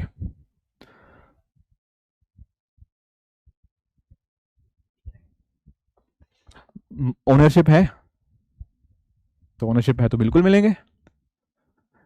जो मालिक होता है वही तो वोटिंग करता है। मैं भी हूं रिलायंस का छोटा सा मालिक, मैं भी वोटिंग करता हूं। बिल्कुल आते हैं, यस यस, वो आते हैं। एनुअल जनरल मीटिंग एजीएम का आता है। आपने कभी कभी भी शेयर खरीदना, आपको एजीएम का इनवाइट आएगा, आप जा भी सकते हो मुंबई, ठीक है, एजीएम बहुत बड़ी होती है रिलायंस की, ठीक है ना, वहां पे जाके भी तो वोट डाल सकते हो, ऑनलाइन भी डाल सकते हो, पर आपका उसका वैल्यू कुछ नहीं है, आपकी 0.001% आप ओनर हो, बट ओनर तो हो, तो इसलिए वोट आप भी डाल सकते हो, ठीक है ना। जो ओनर है, ओनर कौन होता है, मालिक कौन होता है, जिसने शेयर खरीदा है, हर वो इंसान जो शेयर खरीदा है वो मालिक है, मालिक है तो बिल्कुल उसके पास राइट्स है, ठीक है। हालांकि there are some other types of things also, preference, बाकी चीजें, वो एक सेपरेट टॉपिक है डिस्कशन का, but normally that is there. हाँ जी, एक आखिरी क्वेश्चन देखते हैं।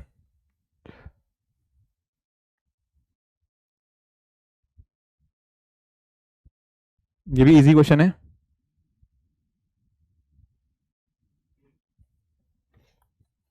बी, नहीं बी तो नहीं है, यस। पहली बात तो सी तो तीसरा तो गलत है। जो हम बात करते हैं, आपने सुना होगा कि सर इन्फ्लेशन को ना 4 ± 2 रखो, 2 से कम नहीं होनी चाहिए, 6 से ज्यादा नहीं होनी चाहिए। ये क्या है, कौन सी इन्फ्लेशन है, ये सीपीआई की बात हो रही है। तो आरबीआई इसको देखता है, डब्ल्यूपीआई को नहीं देखते हम, होलसेल को, समझ रहे हो। एक्चुअल में सिंपल सा अगर ऐसे लॉजिक देखो, एक होता है हमारा जिसने सामान बनाया, जो मैन्युफैक्चर हो गया, मैन्युफैक्चर वाले ने होलसेलर को सामान दिया, जो बड़े बड़े लेवल के ऊपर होता है, ये देता है आपके रिटेलर को, जो आपके दुकानदार वाले लोग होते हैं, और रिटेलर से खरीदता हूं मैं हो गया हम आपका कंज्यूमर, ठीक है ना। जैसे ये लैपटॉप की अगर बात करूं, तो लैपटॉप बनाया एचपी ने, ये बड़े बड़े जो शॉपकीपर्स होते हैं उनके पास जाएगा, वो जो आपके आम दुकानदार होंगे उनके पास देगा, और उससे मैं जाके खरीदूंगा। ये आपकी वैल्यू चेन होती है। अगर महंगाई को आप यहां पर देख रहे हो, उसको बोलेंगे सीपीआई, अगर आप यहां पे देख रहे हो, उसको बोलेंगे हम डब्ल्यूपीआई। अब क्योंकि देखो एज अ कस्टमर हो आप, कस्टमर के पास आपकी, हम गुड्स भी खरीदते हैं एज अ कस्टमर, और हमारे पास सर्विसेज भी होती हैं। पर ऑन द अदर हैंड जब मैं बात करता हूँ ना होलसेल की, होलसेल लेवल पे कोई सर्विस नहीं होती, होलसेल लेवल के ऊपर सिर्फ और सिर्फ गुड्स होती हैं, समझे इस बात को। तो डब्ल्यूपीआई के अंदर ना आपके सर्विसेज के प्राइसेस का चेंज नहीं कैप्चर किया जाता, पर सीपीआई के अंदर करता है, मैंने आपको समझा भी दिया। तो ये बात ठीक थी, ये गलत थी क्योंकि सीपीआई को ले लिया गया है। एंड पहले की बात करें तो फूड का कह रहा है वेटेज ज्यादा है as compare to in CPI as compare to WPI, ये बात सही है। ये एक्चुअली 2020 में क्वेश्चन पूछा गया था, 2020 का इकोनॉमिक सर्वे पढ़ लेना, 2 चैप्टर थे, chapter number 4 and chapter number 5, ठीक है। उसमें यही बात कम से कम 30-40 बार लिखी थी, 2 चैप्टर के अंदर, कम से कम बता रहा हूं। उसमें यही बोला गया था कि फूड की जब हम बात करते हैं तो फूड जो है वो सीपीआई में ज्यादा इंपॉर्टेंट है एज कंपेयर टू डब्ल्यूपीआई, मतलब इसमें वेटेज ज्यादा है, ग्रेटर देन का मतलब है मेरा वेटेज ज्यादा है। ऑन द अदर हैंड जब हम बात करते हैं फ्यूल की, तो फ्यूल के केस में आपके डब्ल्यूपीआई में इंपॉर्टेंस ज्यादा है फ्यूल की एज कंपेयर टू आपका सीपीआई, ठीक है। बहुत सारा लंबा सा डिस्कशन था उस साल के न्यूज़पेपर्स के अंदर कि सीपीआई और डब्ल्यूपीआई में इतना डाइवर्जेंस क्यों है। ऐसा देखने को मिला था कि सीपीआई कई बार ऊपर जाता है, डब्ल्यूपीआई उतना ऊपर नहीं जाता, या डब्ल्यूपीआई ऊपर जा रहा है पर सीपीआई उतना ऊपर नहीं जा रहा, क्योंकि चीजें ही अलग मेजर कर रहे हैं, यहां पर सर्विसेज है ही नहीं, तो ये एक अलग चीज है। यहाँ पर सर्विसेज है तो ये अलग चीज है। यहाँ पर फूड का उतना इंपॉर्टेंस दे ही नहीं रहे, यहाँ पे फूड की बहुत इंपॉर्टेंस दे रहे हैं। यहाँ पे फ्यूल की ज्यादा इंपॉर्टेंस दे रहे हैं, यहाँ फ्यूल की इंपॉर्टेंस कम है। जब चीजें ही आप अलग अलग मेजर कर रहे हो, अलग अलग बास्केट है गुड्स की, तो डाइवर्जेंस आ सकती है दोनों के अंदर। ऐसा थोड़ी होगा कि ये भी ऊपर जाए वो भी ऊपर जाए। हाँ, थोड़ा रिलेशनशिप होना चाहिए, पर जब चीजें ही अलग मेजर कर रहे हैं तो फर्क आता है। ठीक है, तो आज का लेक्चर यहीं तक रखते हैं। कुछ और टॉपिक्स भी हैं, चिंता मत करना, स्लाइड्स में है आपके, आप खुद एक बार पढ़ने की कोशिश करना। बाकी मैं पढ़ा दूंगा उनको अगली क्लास में अंदर, तो don't worry about it, but एक बार खुद भी पढ़ने की कोशिश करना। ठीक है, कुछ डाउट्स होंगे मेरे से पूछ लेना। ठीक है, हाँ जी ऑनलाइन स्टूडेंट्स, हाँ गुड आफ्टरनून। अब तो काफी क्लास के एंड में आए हो आप, नूर। ठीक है, कोई बात नहीं, अगली क्लास में टाइम पे जुड़ जाना। बाकी किसी और को कुछ डाउट है तो पूछ लीजिए, ऑनलाइन स्टूडेंट्स। ठीक है, any other thing you want to discuss ask? तो फिर हम अगली क्लास में ही मिलते हैं। एक मिनट रुक जाओ ऑफलाइन वाले स्टूडेंट्स, मैं बाद में बाहर बात करता हूँ आपसे। चलिए ठीक है फिर, thank you so much, I will see you in the next class. Thank you.